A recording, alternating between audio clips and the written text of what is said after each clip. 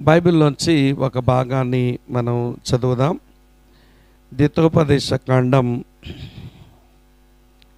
33వ అధ్యాయం 29వ వచనం. ద్వితోపదేశ కాండం 33వ అధ్యాయం 29వ వచనం ఇలా ఉంది. ఇశ్రాయేలు, నీ భాగ్యమెంత గొప్పది, యెహోవా రక్షించిన నిన్ను పోలినవాడు ఎవడు? ఈ వచనాన్ని మరోలా చదువుదాం. విశ్వాసి, నీ భాగ్యమెంత గొప్పది, యేసు విమోచించిన నిన్ను పోలినవాడు ఎవడు? ప్రార్థన చేద్దాం. ప్రియమైన తండ్రి, మీకు కృతజ్ఞతలు చెల్లిస్తూ మీ పాదాల చెంతకు చేరి వస్తున్నాం. నీ మాటలు మమ్మలను తెప్పరిల్ల చేస్తాయని, నీ మాటలు మాకు జ్ఞానాన్ని అనుగ్రహిస్తాయని, బ్రతికిస్తాయని, మమ్మలను నీలో స్థిరపరుస్తాయి అని నీ లేఖన భాగాల నుంచి మేము గుర్తెరిగిన వారమై నీ వాక్య సముఖమునకు మేము చేరి వచ్చాము. నీ దాసుడు, తన కుటుంబం ఈ ప్రాంతాలలో పడుతున్న ఈ ప్రయాసలో ఈ మంచి కూడికను మీరు మాకు అనుగ్రహించినందుకు మీకు కృతజ్ఞతలు చెల్లిస్తున్నాం. మేము తలంపుగా కూడుకున్నాము అని మాకు అనిపిస్తుంది, కానీ ఇది మీ ప్రణాళికలో ఉండి మాకు మీరు ఇచ్చిన మంచి దినమని నమ్ముతా ఉన్నాం. ప్రభువా, కనికరించి మీరు మాకు సహాయం చేయండి. మేము నేర్చుకునవలసిన సంగతులను మీరు మాకు నేర్పించండి. యేసుక్రీస్తు వారి యొక్క ప్రశస్త నామంలోనే స్తోత్రాలు చెల్లించి అడిగి వేడుకొని ప్రార్థిస్తున్నాము తండ్రి, ఆమెన్. పరిశుద్ధ గ్రంథమైన బైబిల్లో కొంతమంది వ్యక్తుల యొక్క మరణ వాంగ్మూలం వ్రాయబడింది. మరణ వాంగ్మూలం అంటే మరణించక మునుపు వారు చెప్పినటువంటి మాటలు. మరణ వాంగ్మూలానికి చాలా విలువ ఉంటుంది.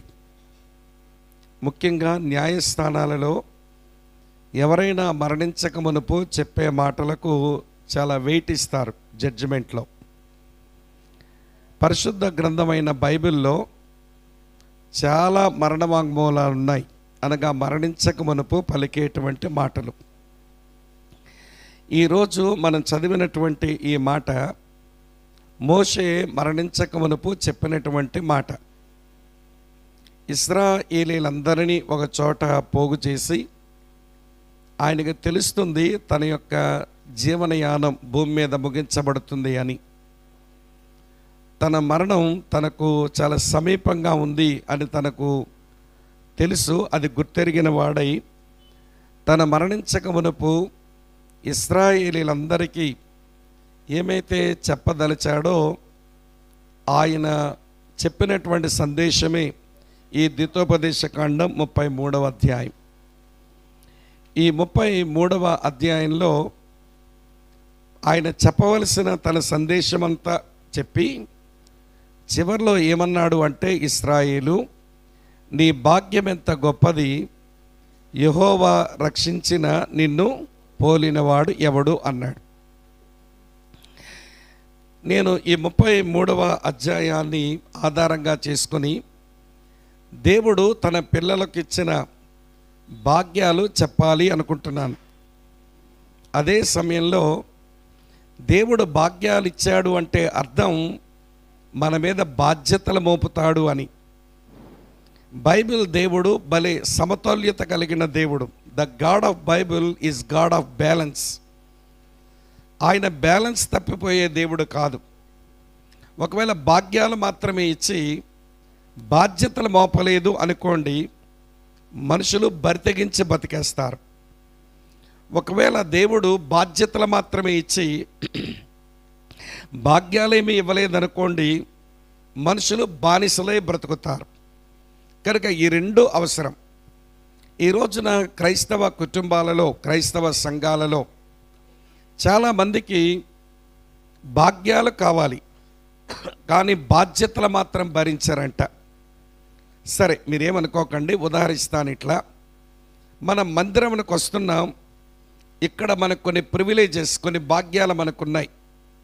చక్కగా కూర్చొని వాక్యం వింటాం. వాక్యం అయిన తర్వాత ఒకరితో ఒకరం పలకరించుకొని సావాసం చేస్తాం. సంబరపడి మళ్ళీ మన గృహాలకు వెళతాం. మంచిది. సరే, మనం ఇక్కడికి వచ్చిన తర్వాత మన కుర్చీ మీద కూర్చొని వాక్యం విన్నాం. నేను లోకల్ చర్చ్ మెంబర్స్ గురించి అంటున్నా, బయట నుంచి వచ్చిన గెస్టుల గురించి కాదు. స్థానిక సంఘంలో మనము బాధ్యత కలిగినటువంటి విశ్వాసులంగా మన భాగ్యాలు అనుభవించే ఈ క్రమంలో కుర్చీ మీద కూర్చొని చక్కగా వాక్యం విన్నాం. వినండి, చాలా సంతోషం, అలానే వినాలి. కానీ ఎవరు వేసిన కుర్చీ అని కూర్చున్నావు? ఎవరో కుర్చీ వేశారు, కూర్చొని వాక్యం విన్నావు, విను, పర్వాలేదు. కానీ మరొకసారి నీవు ముందొచ్చి మరొకరు కూర్చోవడానికి కుర్చీ వేస్తే నువ్వు చాలా బాధ్యత కలిగిన వ్యక్తివి అనవలసి ఉంటుంది. ఎప్పుడూ నేనొచ్చి కూర్చోవడమే కానీ నేనొచ్చి మందిరంలో ఏ పని చెయ్యను. నేను కింద కూర్చున్నప్పుడు నా కింద ఉన్న చేపలు ఎవరో వేస్తే కూర్చుంటా, నేను మాత్రం వేయను. నేను కూర్చునే కుర్చీ ఎవరో వేస్తే కూర్చుంటా, నేను ఎప్పుడు కుర్చీలు వేయను. అక్కడ ఎవరో పెట్టిన నీళ్లు నేనొచ్చి తాగుతా, కానీ నేను ఎప్పుడూ ముందొచ్చి నీళ్ళు పెట్టను. ఎవరో కష్టపడి వంటలు చేస్తే ప్రేమ విందులో బాగా కుందనం బొమ్మలా కూర్చొని తింటా, కానీ నేను ఎప్పుడొచ్చి వంట పనిలో సహకరించను అని ఒకవేళ మనం అనుకుంటే మనము భాగ్యాలు అనుభవించే వాళ్ళమే కానీ బాధ్యతలు భరించే వాళ్ళం కాదు. ఇలాంటి వాళ్లకు బైబిల్ ఇచ్చే పేరు బరితెగించిన మనుషులు అని పేరు ఇచ్చింది. ఇక్కడ ఉన్నారా మీరంతా? చూడండి, కింద వేసిన చేప, ఎవరేసిన చేప? కూర్చున్నావు. ఎప్పుడైనా ముందొచ్చే చేప వేసే అలవాటు ఉందా? కుర్చీలో కూర్చున్నావు, ప్రైజ్ గార్డ్ కూర్చుని విను, కానీ ఎప్పుడైనా ఇంకో రోజు ముందొచ్చి కుర్చీ వేసే అలవాటు ఉందా? అంటే నేను చిన్న విషయం చెప్తున్నాను, పెద్ద పెద్ద విషయాలు చెప్తే ఇబ్బంది ఉంటుందని చిన్న విషయాలు చెప్పి మన చెంపలు కొంచెం వాయించుకుంటే మంచిదని నేను ఇలా చెప్పే ప్రయత్నం చేశాను. ఏమనుకోకండి. సరే, భాగ్యాలు అనుభవించు, బాధ్యతలు భరించు, అప్పుడు నువ్వు బ్యాలెన్స్డ్ క్రిస్టియన్ అన్నమాట. నువ్వు భాగ్యాలు మాత్రమే మందిరంలో నువ్వు అనుభవించి ఏ బాధ్యత నువ్వు తీసుకోకపోతే నిన్ను ఒక బరితెగించిన మనిషి అని జమ కట్టవలసి ఉంటుంది. ఇప్పుడు మోషే ఇశ్రాయేలు ప్రజలందరినీ తన మరణించక మునుపు వరుసగా పిలిచి వారి భాగ్యాలు చెప్పాడు.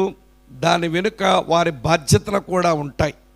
కానీ నేను వరుసగా ఆ ఇశ్రాయేలు గోత్రాలను మీ ముందు పెడతాను.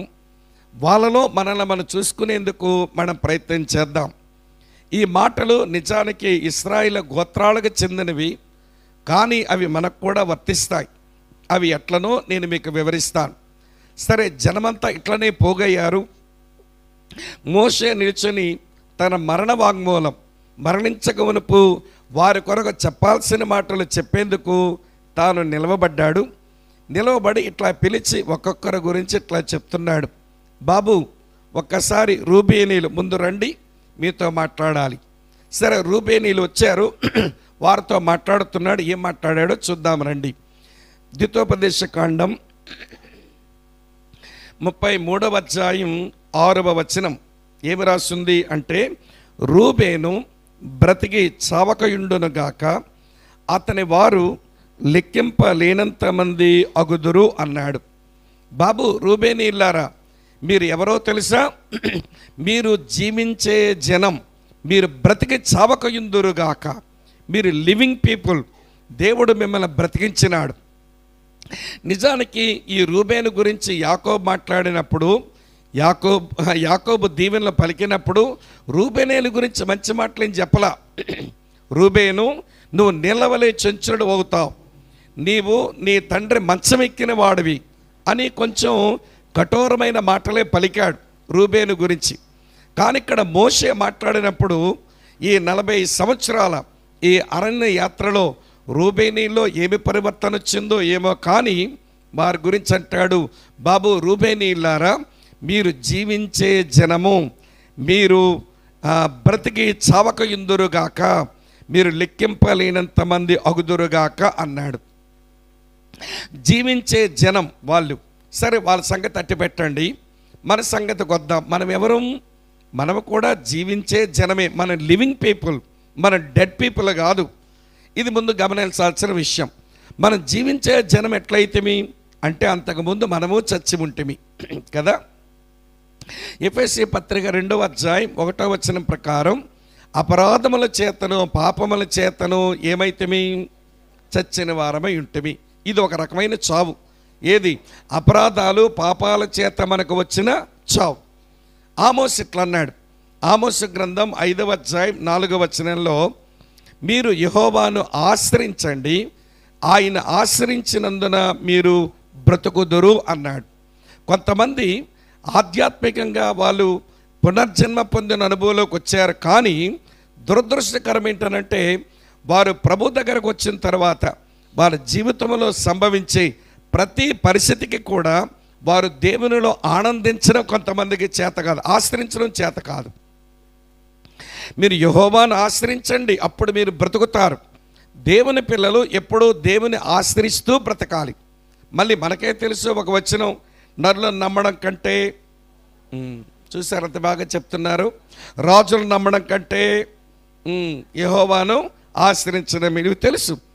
కానీ మనము దేవుణ్ణి ఆశ్రయించవలసిన మనం చాలాసార్లు దేవుని ఆశ్రయించక ఎవరినో ఆశ్రయిస్తూ ఎవరి మీదనో ఆధారపడుతూ బ్రతికేస్తుంటాం. అందుకనేమో ఇర్మియా చెప్పాడు, యెహోవాను విడిచి వేరొకని హత్తుకొని నరుణ్ణి ఆశ్రయించినటువంటి వాడు శాపగ్రస్తుడు అన్నాడు ఇర్మియా. వింటున్నారా మీరంతా? దావీదేమన్నాడో తెలుసా? యెహోవాను విడిచి వేరొకరి హత్తుకున్న వానికి శ్రమలు విస్తరించును అన్నాడు. అవునా?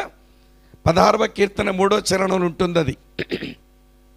నేను మీకు చెప్పగోరే విషయం ఏంటనంటే, అపరాధాల చేత పాపాల చేత చచ్చిన చావు ఒకటి మనకుంది.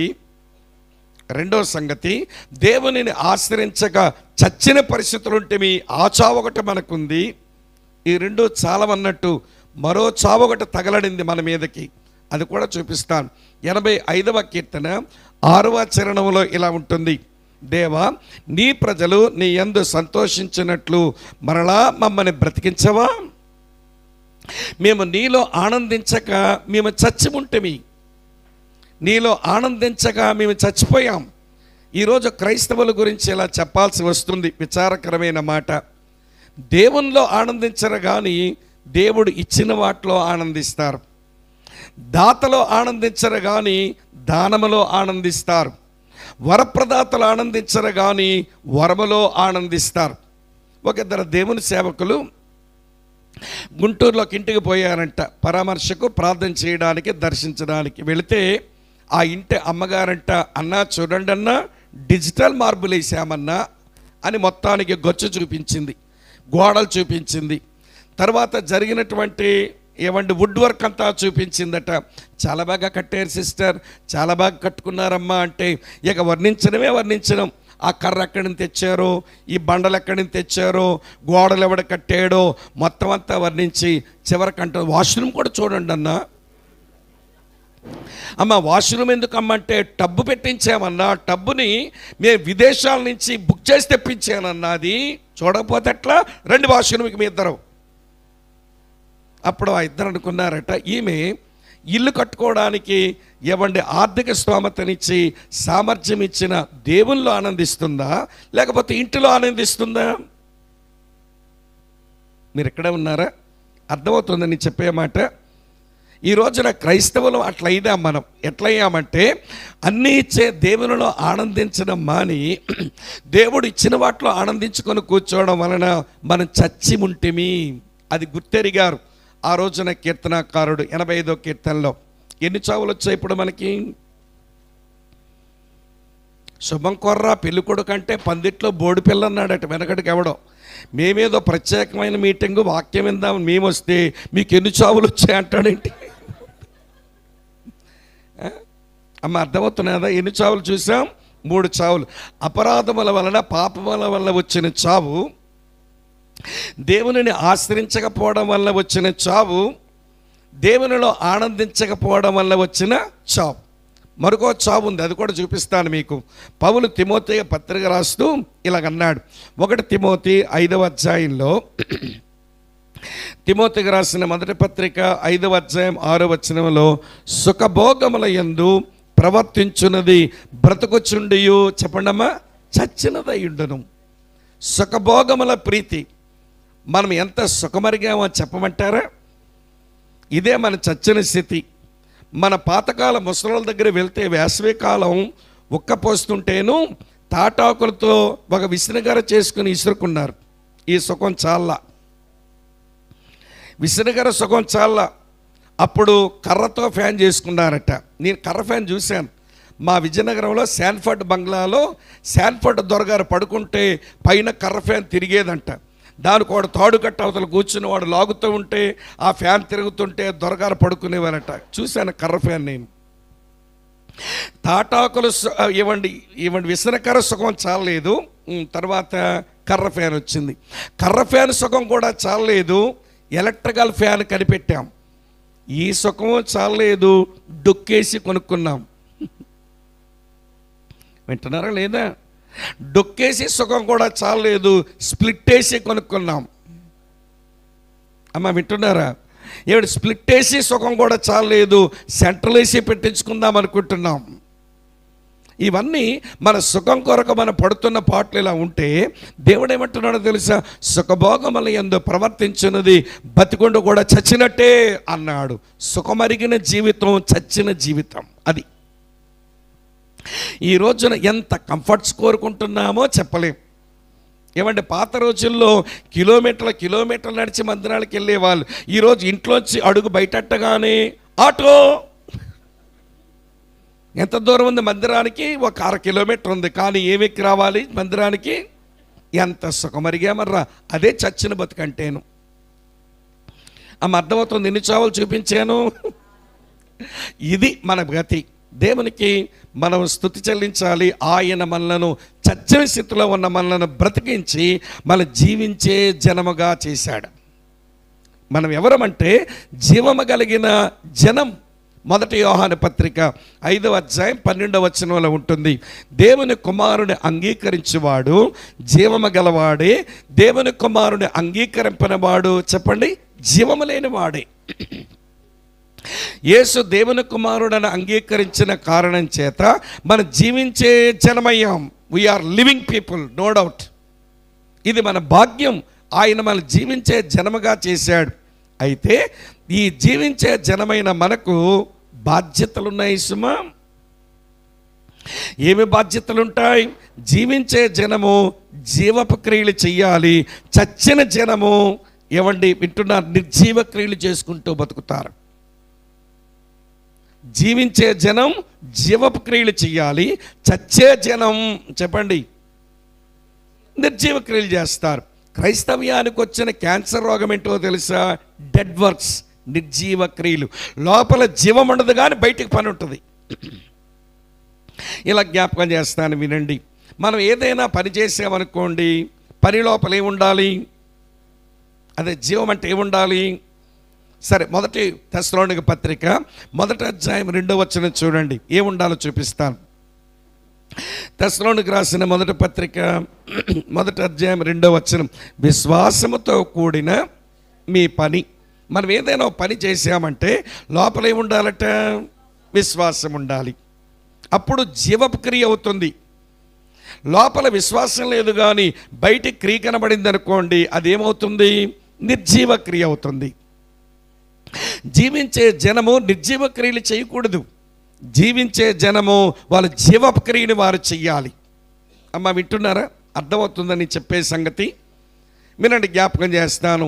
ఇలాగ నిర్జీవ క్రియలు చేసేవాళ్ళు ఉంటారా? లోపల విశ్వాసము లేకుండా పనులు చేసేవాళ్ళు అని మీరు అంటారేమో. చూపిస్తాను మీకు. ఒకసారి చూడండి ఒక్కమారు. హెబ్రీయులకు రాసిన పత్రిక 11వ అధ్యాయం 29వ వచనం. హెబ్రీయులకు రాసిన పత్రిక 11వ అధ్యాయం 29వ వచనం. ఏముందమ్మా? విశ్వాసమును బట్టి ఏంటట? విశ్వాసమును బట్టి వారు పొడి నేల మీద నడిచినట్లు ఎర్ర సముద్రములో బడి నడిచిపోయిరి. ఐగుప్తీయులు అలాగ చెయ్యజూచి మునిగిపోయిరి. ఇశ్రాయేలీలు ఐగుప్తు నుంచి వచ్చినప్పుడు ఎర్ర సముద్రంలో వచ్చి నడిచారు. ఐగుప్తీయులు కూడా ఎర్ర సముద్రంలో వచ్చి నడిచారు. వాళ్ళేమో బయటకు వచ్చారు, వీళ్ళే మునిగి చచ్చారు. తేడా ఏంటి? అంతే. ఐగుప్తీయులకేమో విశ్వాసం లేదు. ఇశ్రాయేల్ ప్రజలకేమో విశ్వాసం ఉంది. వారు విశ్వాసముతో కూడిన పని చేశారు, వీళ్ళు విశ్వాసము లేని పని చేశారు. ఒక ఆయనేమో ఆల్ నైట్ ప్రేయర్ పెట్టి పిలిచాడు, అన్న వాక్యం చెప్పాలని పోయాను. వెళ్ళేసరికి ప్రసంగం చేసే ముందు అడిగాను, అన్న దేని కొరకు పెట్టినారు ఈ ఆల్ నైట్ ప్రేయర్, అది తెలిస్తే కొంచెం అడ్రస్ చేస్తాను కదా, ప్రోత్సహించగలుగుతాను ప్రార్థనకనంటే, ఏమేం లేదు తమ్ముడు, గోలేం లేదు తమ్ముడు అన్న అంటున్నాడు. మరి దేని పెట్టామంటే, ఈ వీధిలో చివరొకడు మీటింగ్ పెట్టేస్తున్నాడు, అక్కడ మనల్ని పోతున్నారు, అందుకే మనం పెట్టేస్తున్నాం. ఆ వీధిలో ఎవరో పెట్టేస్తున్నారంటే మీటింగ్, మన వాళ్ళంతా వెళ్ళిపోతారని ఆపుకోవడానికి పెట్టానంటున్నాడు. లోపలేది విశ్వాసం? ఇదేంటనంటే అనుకరించడం. వాళ్ళు ఏదో చేశారు, మనం అది చేసేసేయాలి. ఇది అనుకరించడం. అనుకరణ ఎప్పుడూ ప్రమాదమే. అనుసరించండి పర్వాలేదు, కానీ అనుకరించకండి, ఇమిటేట్ చేయకండి, ఫాలో అవ్వండి పర్వాలేదు. నేను కొంచెం మీకు అర్థమయ్యేలా చెప్తాను, కొంచెం బిగుసుకొని వింటున్నారు, రిలాక్స్డ్గా విందురు కానీ జోక్ చెప్తాను వినండి. మళ్ళీ జోక్ అంటే ఏమనుకునేరు విషయంలోంచే చెప్తాను నేను. ఏమండి, ఒక మందిరంలో నాలాంటి ఒక దేవుని సేవకుడు 2-3 బ్రాంచ్ సంఘాలు ఉంటే ఆయన వెళ్ళి పనిచేసుకునేవాడు ఆయనే. కానీ ఆ రోజు బాగా జ్వరం వచ్చింది. ఆయన మెయిన్ చర్చిలో వాక్యం చెప్పాక ఇక పోలేను అనుకుని చర్చిలో ఉన్న తమ్ముడిని పిలిచి, తమ్ముడా నువ్వు వెళ్ళి మన బ్రాంచ్ చర్చిలో వాక్యం చెప్పి రారాదు, నాకు జ్వరం వచ్చింది అన్నట్ట. వీడు గోతికాడు గుంటనక్కలాగా నాకు ఎప్పుడు అవకాశం వస్తుందా ప్రసంగించడానికి అని చూస్తున్నాడు. వీడు వెళతానన్నా అన్నాడు, మొత్తానికి వెళ్ళాడు. వెళ్ళిన తర్వాత వాక్యం చెప్తున్నాడు, చాలా బాగా చెప్తున్నాడు ఈ పిల్లగాడు వాక్యం. కానీ చెప్తున్నాడు కానీ అప్పుడప్పుడు ఎట్లా అంటున్నాడు, వాక్యం చెప్తున్నాడు కానీ నా వైపు చూడండి, అప్పుడప్పుడు ఎట్లా అంటున్నాడు. సరే సహోదరులు చూసి పాపం యవనస్తుడు, ఇక పెళ్ళి కూడా కాలేదు, ఇంత బాగా వాక్యం చెప్తున్నాడు, ఏమి జబ్బో, నరాల జబ్బు, ఇలాగ జబ్బెగరేస్తున్నాడని అనుకుంటున్నారట అక్కలంతా. అనుకుని ఆ అబ్బాయి వచ్చే భోజనం చేసి వెళ్ళిపోయినాడు అబ్బాయి. ఈ సిస్టర్స్ అంతా మాట్లాడకుండా పాప యవనస్తుడు ఇలాంటి జబ్బు వచ్చింది ఏంటో అనుకుంటుంటే బ్రదర్స్ వచ్చారట. ఏంటమ్మా ఏం మాట్లాడుకుంటున్నారు మీరు? అదేనండి వాక్యం చెప్పిన పిల్లగాడు గురించి మాట్లాడుకుంటున్నాం. ఏం మాట్లాడుతున్నారంటే, ఎంత బాగా వాక్యం చెప్పాడండి, కానీ అప్పుడప్పుడు ఇలా జబ్బెగరాస్తున్నాడు, పాపం నరాల బలహీనత ఏమో, ఏం జబ్బో అని బాధపడుతున్నాం అన్నారట. ఓసి పిచ్చక్కల్లారా, మీరు ఈ అబ్బాయి జబ్బ ఎగరేయడం చూశాడా? మన పెద్దన్నయ్య కూడా, స్వామన్నయ్య కూడా ఎగరేస్తాడు జబ్బ, అన్న కూడా జబ్బ ఎగరేస్తాడా? మేము ఎప్పుడూ చూడలేదే అన్నారట. కావాలంటే వచ్చేది వరకు గమనించండి అన్నారు ఈ బ్రదర్స్ అంతా. ఇక అమ్మలక్కలకేమో ఒకటే ఒబలాటం, ఆదివారం ఇప్పుడు వచ్చుద్దా అని. వాక్యం వినడానికి కాదు ఒబలాటం, చెప్పండి ఏం చూడడానికి? జబ్బ చూడడానికి. సరే బ్రదర్ గారు వచ్చారు, స్వామి బ్రదర్ వాక్యం చెప్పడానికి. ఈయన కూడా వాక్యం చెప్తూ ఇలా చిన్నగా ఎగరేస్తున్నాడట. అవును బ్రదర్ చెప్పిందే రైట్, మనం ఇన్నాళ్ళు గమనించలేదు అనుకున్న తర్వాత సరే మొత్తానికి ఈయన కూడా భోజనం పెట్టి, అన్న కిందటి ఆదివారం వాక్యం చెప్పడానికి వచ్చిన పిల్లాడు ఎంత బాగా వాక్యం చెప్పాడో కానీ అప్పుడప్పుడు ఇలా భుజం ఎగరేస్తుంటే మేము చాలా బాధపడ్డాం. బ్రదర్స్ ఏమో చెప్పారు ఆ పిల్లాడు ఎగరేయడమే కాదు మీరు ఎగరేస్తారని ఈరోజు బాగా గమనించాము ఈ ఆదివారం మిమ్మల్ని. మీరు జబ్బు ఎగరేస్తున్నారు, మాకు తెలియక అడుగుతాం, ఆడెందుకు ఎగరేస్తున్నాడు, మీరెందుకు ఎగరేస్తారు చెప్పండి మాకన్నా. అమ్మ వాడు ఎందుకు ఎగరేస్తున్నాడో తెలియదు కానీ నేనెందుకు ఎగరేస్తున్నానో నాకు బాగా తెలుసు అన్నాడట. ఎందుకన్నా అంటే, నేను సేవకు రాకమునుపు సిటీ బస్సులో కండక్టర్గా పనిచేసేవాడిని, టిక్కెట్లు కొడుతుంటే సంచెల జారిపోతే ఇలా ఎగరేసుకోవడం అలవాటైపోయి, సిటీ బస్సులో బ్యాగ్ జారిపోతుంటే ఇలా ఎగరేసుకోవడం అలవాటైపోయింది. ఇప్పుడు వాక్యం చెప్తూ అప్పుడప్పుడు నా తెలియకుండా జబ్బలు వేసిపోతూ ఉంటుంది అన్నాడట. అమ్మ అర్థమైందా? పిల్లగాడు ఏం చేస్తున్నాడు? అనుకరిస్తున్నాడు, ఇమిటేట్ చేస్తున్నాడు. అది మంచిది కాదు. నేను కొంతమందిని చూస్తుంటాను, ఎవరో ఎలాగో ప్రార్థన చేశారని అచ్చుదించేద్దాం అనుకుంటారు. అలాగా వాళ్ళలా ప్రార్థన చేయడానికి వాళ్ళ విశ్వాసము, వాళ్ళ యొక్క ఏమండి విశ్వాస పరిణితి ఏదో ఉంటుంది. మనకంత విశ్వాసం లేదో, సమర్పణ ఉండదు, కానీ యాజిటీజ్గా దించేద్దామని ప్రయత్నం చేసేస్తుంటాం మనం. ఇదే మాయిదా రోగం అంటే. లోపల విశ్వాసం లేదు, బయటికి పనిచేస్తున్నావు, అది నిర్జీవ క్రియ. దేవుడు నిన్ను జీవించే జనముగా చేస్తే నువ్వు నిర్జీవ క్రియ ఎట్లా చేస్తావు? ఇంకొక విషయం చెప్తాను, ఇంకా మీకు అర్థమవుతుంది. మనం కానుక వేస్తున్నాం, ఎలా వేయమన్నాడు కానుక? పాట కూడా ఉంటుంది, సంతోషముగా నిచ్చెడు వారిని ఎంతో దేవుడు ప్రేమించునని పాడతారు మా నాన్నలు. కానీ కానుకేసినప్పుడు లోపల ఏమి ఉండాలి చెప్పండి అమ్మ, ఏముండాలి? సంతోషం ఉండాలి. మరి సంతోషంతోనే కానుకేస్తున్నాం. దశంభాగం 1000 ఉన్నప్పుడు 100 దేశాలు బాధ లేదు, కానీ ఇప్పుడు 10,000కి 1000 వేయాల్సి వస్తుంది, గుండె జారిపోతుంది. కానీ వెయ్యకపోతే వీళ్ళు ప్రసంగంలో ఏపుకు తింటారు కదా అన్నయ్య అని ఊసురోమని వేస్తారా 1000 రూపాయలు. ఒక ఆయన ఏమన్నాడో తెలుసా, నువ్వు కానుక వేసినప్పుడు నీ హృదయంలో సంతోషం లేకపోతే అది కానుక డబ్బాలో వేయటం కంటే నీ టాయిలెట్ బేసిన్లో వేసి ఫ్లష్ అవుట్ చెయ్యి. నువ్వు కానుక వేసినప్పుడు నీ లోపల సంతోషం లేకపోతే ఆ కానుకను తీసి నీ టాయిలెట్ బిన్లో వేసి నీళ్ళు కొట్టేసి లోపల పంపించాయా డబ్బులు అన్నాడు. అంటే అర్థమేంటో తెలుసా, జీవము గల దేవుని మందిరములో దేవుని కార్యాలు జరగడం కొరకు నువ్వు ఇచ్చే కానుక సమర్పణ అది జీవంతో కూడింది కావాలి. లోపల సంతోషం ఉండాలి, బయటికి కానుక వేయాలి. లోపల విశ్వాసం ఉండాలి, బయటికి పని కనబడాలి. ఎందుకంటే మనం ఎవరం మాట్లాడినా పర్వాలేదు, మనం ఎవరం జీవించే లివింగ్ పీపుల్, మనం జీవించే జనం. బాబు రూబేనీలు, మీ నాన్న యాకోబు చెప్పినప్పుడు మీరు వేరే సంగతి, కానీ ఇప్పుడు 40 సంవత్సరాలు నాతో ఈ ఆధ్యాత్మిక యాత్ర చేసిన తర్వాత నేను గమనిస్తున్నాను మిమ్మల్ని. దేవుడు కూడా చెప్పమంటున్నాడు, నేను చచ్చే ముందు చెప్తున్నాను మీకు ఆ మాట, మీరు జీవించే జనం. స్తోత్రం చెల్లించి పక్కకి వెళ్ళండి. బాబు యోధావారం రండి నాయన. ఇక్కడ ఉన్నారా లేదా? మేము యోధావారం కామన్నట్టు చూస్తున్నారు. అవునులేండి, కారు నాకు తెలుసు ఆ సంగతి. కానీ యోధావారి చోట్లోకి వచ్చి మనం మోసే ముందు నిలబడినట్టుగా నిలబడదాం. రైట్. ఇప్పుడు యోధావారిని పిలిచి ఆయన ఇలాగ అంటున్నాడు, చదువుతున్నాను చూడండి. ద్వితోపదేశకాండం 33వ అధ్యాయం 7వ వచనం. యోధా గూర్చి అతడిట్లనెను, యెహోవా యోధా మనవి విని అతని ప్రజల యొద్దకు అతన్ని చేర్చుము అన్నాడు. మిగిలిన వచనాలు ఉన్నాయి, మీరు చదువుకోండి. ఒక్కొక్క ఐడియాగా చెప్పగలుగుతాను గనక ఒక చిన్న తలంపు చెప్తాను. యోధాను గూర్చి అతడు ఇట్లా, నేను యోధా మనం విని అతని ప్రజల యొద్దకు అతన్ని చేర్చుము అని రాసి ఉంది. బాబా యోధావారులారా, మీరు ఎవరో తెలుసా? మీరు ప్రేయింగ్ పీపుల్, ప్రార్థించే జనమర్రా మీరు. మీ మనవిని దేవుడు ఆలకిస్తాడు, మీ ప్రజల యొద్దకు మిమ్మల్ని చేరుస్తాడు. మీరు ప్రార్థించే జనం. బైబిల్లో కూడా మీరు గమనించండి, యోధా గోత్రం నుంచి వచ్చిన వాళ్ళు భలే ప్రార్థనాపరుడు మిగిలిన గోత్రాలతో పోలిస్తే. నాతో ఉన్నారమ్మా, మీరంతా అర్థమవుతుందా? దావీదు ఏ గోత్రానికి చెందినవాడు? యోధా. ఆసా ఏ గోత్రానికి చెందినవాడు? మాట్లాడరే, యోధా. యెహోషాపాతు ఏ గోత్రానికి చెందినవాడు? యోధా. హిజ్కియా ఏ గోత్రానికి చెందినవాడు? మాట్లాడరేమమ్మా, యోధా. ఎబ్బేజ్ ఏ గోత్రానికి చెందినవాడు? యోధా. యేసుప్రభు ఏ గోత్రానికి చెందినవాడు? యోధా గోత్రంలో ప్రతి వాళ్ళు ప్రార్థించే మనుషులే. వాళ్ళకి ప్రవచనంలో చెప్తున్నాడు, బాబు యోధావారులారా మీరు ప్రార్థించే జనం అన్నాడు. క్రీస్తునందు ప్రియమైన స్నేహితులారా వినండి, ఆ రోజు యోధావారు ప్రార్థించే జనం వినండి. ఇలా అన్నాడు మోషే, ఇశ్రాయేలు నీ భాగ్యం ఎంత గొప్పది, యెహోవా రక్షించిన నిన్ను పోలిన వాడెవడున్నాడు అన్నాడు. ఈ రోజున అదే మాట మనతో చెప్తున్నాడు, ఓ విశ్వాసి నీ భాగ్యం ఎంత గొప్పది, యేసు విమోచించిన నిన్ను పోలిన వాడెవడున్నాడు. కాబట్టి మీరు ఎవరో తెలుసా? ప్రార్థించే జనం.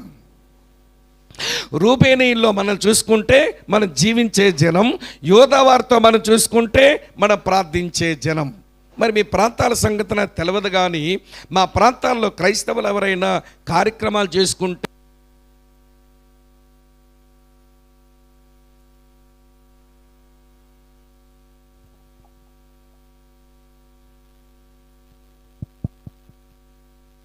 క్రైస్తవులు ఏదైనా కార్యక్రమాలు చేసుకుంటే అన్యులు ఏమంటారో చెప్పనా మీకు? ఒరే వాళ్ళ ప్రార్థనలు రా, వాళ్ళ పెళ్లి ప్రార్థన పెళ్ళి అంటారు. అమ్మా ఏమంటారు వాళ్ళు? ప్రార్థన పెళ్ళి, వాళ్ళ ప్రార్థనలు అంటారు. నాకు ఇప్పటికీ ఆ బాధ అనిపిస్తుంది. ప్రార్థించే జనమైన మనం మేము ప్రార్థనలు అనుకోవడం రావట్లేదు, కానీ మనం చూసిన బయట వాళ్ళు అంటున్నారు వీళ్ళు ప్రార్థనలండి, వాళ్ళు ఏది చేసుకున్నా ప్రార్థనతోనే చేస్తారు, వాళ్ళ పెళ్లి కూడా ప్రార్థనా పెళ్ళి, వాళ్ళ గృహప్రతిష్ఠ ప్రార్థన గృహప్రతిష్ఠే అని అన్యులు చెప్పుకుంటున్నారు. ఇప్పుడు నేను ఒక విషయం జ్ఞాపకం చేస్తాను, వినండి. మనం ప్రార్థించే జనమైతే వినండి, వ్యక్తులు కానీ, కుటుంబంగా కానీ, సంఘముగా కానీ, సమాజంగా కానీ మనకి బయట నుంచి సమస్యలు వస్తాయి, లోపల కూడా సమస్యలు వస్తాయి. అలాంటి సమయాల్లో ప్రార్థించే జనముగా ప్రార్థనకు అప్పగించుకోవడం మనకు వచ్చిన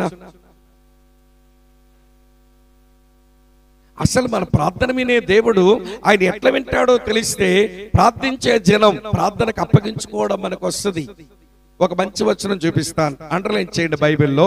ఇది మంచి ప్రామిస్ కూడాను. యెషయా గ్రంథం 60, యెషయా గ్రంథం తెరవండి ఒకసారి. యెషయా గ్రంథం 65వ అధ్యాయం 24వ వచనం. యెషయా 65:24 ఏమి రాస్తుంది? వారికి ఎలాగున జరుగును, వారు వేడుకొనక మునుపు నేను ఉత్తరం ఇచ్చేదను, వారు మనవి చేయుచుండగా నేను ఆలకించేదను. ప్రార్థించే జనమైన మనం ప్రార్థన చేస్తే మన ప్రార్థన ఆలకించేవాడు ఎట్లాంటి వాడనంటే, అమ్మ వింటున్నారా మీరు? వేడుకొనక మునిపే ఉత్తరం ఇచ్చేవాడట. వేడుకొనక మునిపే ఉత్తరం ఇచ్చేవాడట. అది ఎట్లా అండి? ఈరోజు మనకు ఒక 400 రూపాయలు అవసరమైంది. ప్రభువా, నేను 400 రూపాయలు అవసరంలో ఉన్నాను, సహాయం చేయండి అని ప్రార్థన చేస్తున్నాం. సడన్గా మన ఇంటి ముందుకు వచ్చి post man, sir money order వచ్చింది అన్నాడు అనుకోండి. సరే, సంతకం పెట్టాం, తీసుకున్నాం, 400 రూపాయలే. ఎప్పుడు అడిగావు 400 రూపాయలు కావాలని? మాట్లాడండి. ఈరోజు ఉదయం అవసరం పడి ఇప్పుడు ప్రార్థన చేశావు. నీకు మనీ ఆర్డర్ ఎప్పుడు పంపితే వస్తుంది? ఇప్పుడు పంపితే వస్తుందా అమ్మా? ఎప్పుడు పంపితే వస్తుంది? ఒక 3 రోజుల ముందైనా వాళ్ళు అక్కడ మనీ ఆర్డర్ కట్టి ఉండాలి. అక్కడ మనీ ఆర్డర్ 3 రోజుల కిందట కడితే ఈరోజు నీకు కావలసిన 400 రూపాయలు వచ్చింది. నువ్వు వేడుకొనక మునుపు ఉత్తరం ఇవ్వడం అంటే ఇలాగే ఉంటుంది, మనీ ఆర్డర్ రావడంలా ఉంటుంది. అర్థమవుతుందా? ఇంకా మీకు అర్థమయ్యేలా చెప్తాను. నేను మినిస్ట్రీకి వచ్చిన మొదట్లో ఫ్యామిలీస్ మీద దేవుడు భారం ఉంచితే సేవకు వచ్చిన మొట్టమొదటి కూడిక కుటుంబాల కొరకు పెట్టాను. ఇక్కడ జనగామ నుంచి, వరంగల్ నుంచి, హైదరాబాద్ నుంచి, నేను ఈ ప్రాంతాలు ఉద్యోగాలు చేశాను కనుక ఇక్కడ తెలిసిన ఫ్యామిలీస్ను ఇన్వైట్ చేశాను. నేను చాలామంది వచ్చేస్తున్నారు. జనవరి నెల భయంకరమైన చలి మా ప్రాంతం ఉన్నప్పుడు కొంచెం ఒరిస్సా బార్డర్లో ఏజెన్సీ ప్రాంతంలో రిట్రీట్ పెట్టాం ఫ్యామిలీస్ కొరకు. మరి ఇంతమంది వస్తున్నప్పుడు వాష్రూమ్స్ ఉండాలి, నిద్రపోయేదానికి గదులు ఉండాలి. కాబట్టి అక్కడ కొత్తగా కట్టిన ఒక హాస్టల్ ఉంటే వార్డెన్ గారి దగ్గరికి వెళ్ళి, సార్ మేము ఇట్లా మీటింగ్ పెట్టుకోవాలనుకుంటున్నాం, మా పర్మిషన్ ఇస్తారా? పొంగల్ హాలిడేస్ కదంటే, దానికేముంది స్వామి గారు, పెట్టుకోండి అన్నాడు. మేమేమో బ్రోచర్స్ ప్రింట్ చేశాము, ఇన్విటేషన్స్ పంపించాము. ఇవ్వండి, నా లెక్క ప్రకారం 112 కుటుంబాలు వస్తున్నాయి. 112 కుటుంబాలంటే భార్యాభర్తలు కలిపితే వీళ్ళే 224 అవుతున్నారు. మళ్ళీ వాళ్ళ పిల్లల కొరకు ఒక మీటింగ్ జరగాలి ఒక దగ్గర, వీళ్ళందరికీ రూములు ఇవ్వాలి, వీళ్ళందరికీ వాష్రూమ్స్ ఏర్పాటు చేయాలి, టాయిలెట్ ఏర్పాటు చేయాలి. హాస్టల్ అయితే గొడవ లేదని మొత్తం హాస్టల్లో పెట్టాం కదా, నిబ్బరంగా ఉండి 12వ తారీఖు సాయంత్రం నుంచి మీటింగ్ స్టార్ట్ అవుతుంది. 11వ తారీఖు ఉదయాన్నే నేను పంపించాను, బాబు వెళ్ళి మీరు తాళాలు తీసుకోండి వార్డెన్ గారి దగ్గర, పిల్లల సెలవులకు వెళ్ళిపోయారుగా, అన్నీ శుభ్రం చేద్దాం, రేపు ఈవినింగ్ నుంచి డెలిగేట్స్ వచ్చేస్తారని పంపిస్తే వార్డెన్ అంటాడు, ఇవ్వడానికి అవదండి అన్నాడు. ఎందుకనంటే, నాకప్పుడే కొన్ని బెదిరింపులు వచ్చాయి, క్రైస్తవుల మీటింగ్కి ఎట్లా ఇస్తారు మీరు హాస్టల్ అని బెదిరింపులు వచ్చి ఇవ్వలేనన్నాడు. వీళ్ళొచ్చి మళ్ళీ నాతో చెప్తే నేను వెళ్ళి, మేషారు ఇదేంటి మీరు ఇవ్వనంటే ఎట్లా అండి, మేమందరూ చెప్పేసుకున్నాం, వచ్చేస్తున్నారు, అసలు ఇక్కడేమి హోటల్స్ లేవు, కళ్యాణ మండపాలు లేవు, ఫంక్షన్ హాల్స్ లేవు, మరి ఎక్కడ పెట్టుకుంటాం మేషారు, ఇప్పుడు నో అంటే ఎట్లా అండి? బయలుదేరిపోయారు అప్పుడే ట్రైన్లో చాలామంది. ఏమోనండి, ఏం చేసుకుంటారో చేసుకోండి, ఇవ్వడానికి అవ్వదన్నాడు.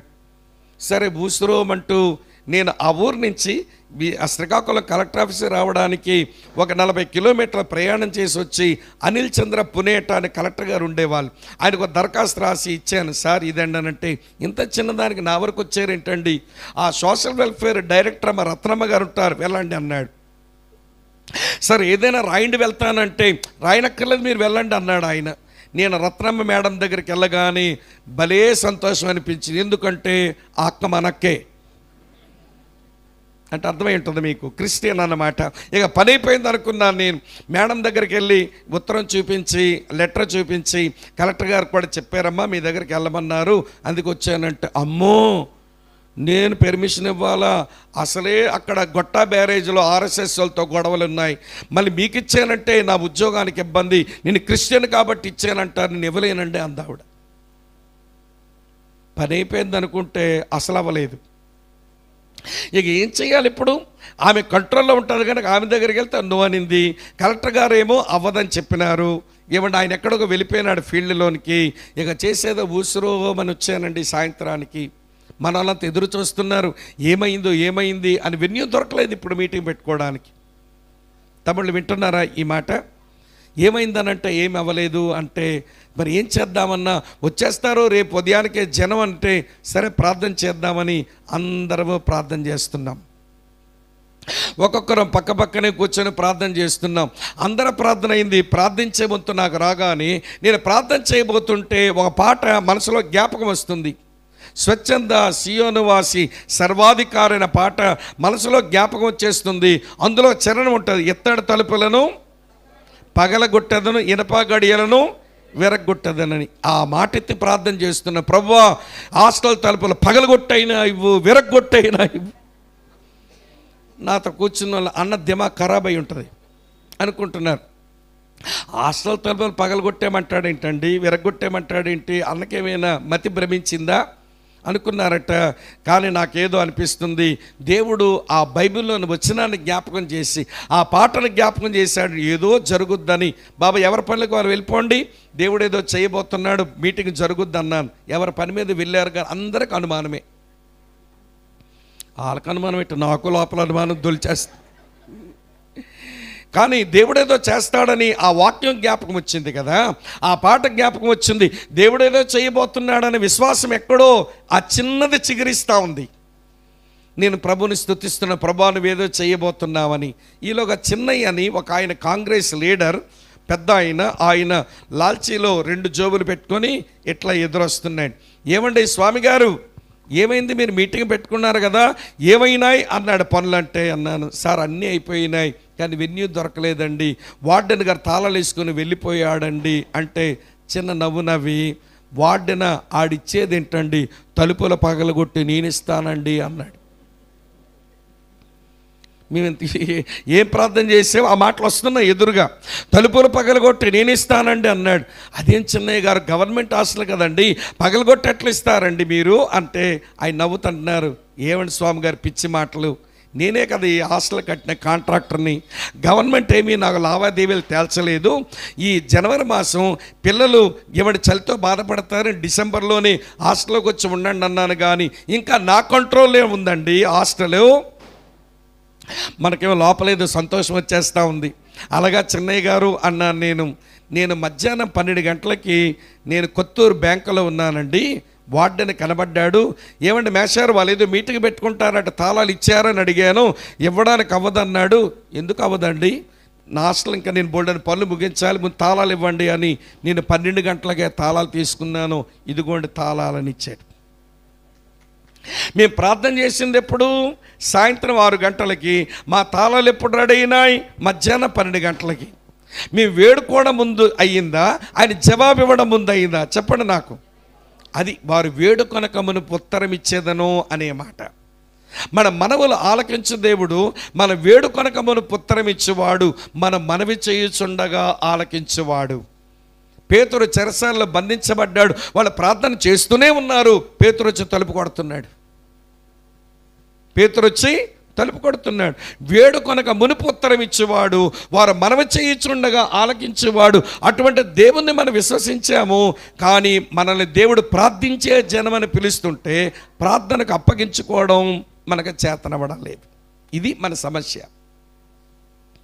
బాబు యోధావారు, మీరు ప్రార్థించే జనముగా దేవుడు చేసి అలా చేయటం మీ ఆధిక్యతే, కానీ ప్రార్థనకు అప్పగించుకోవడం మీ బాధ్యత. ప్రార్థనకు అలా అప్పగించుకోవడం మీ బాధ్యత.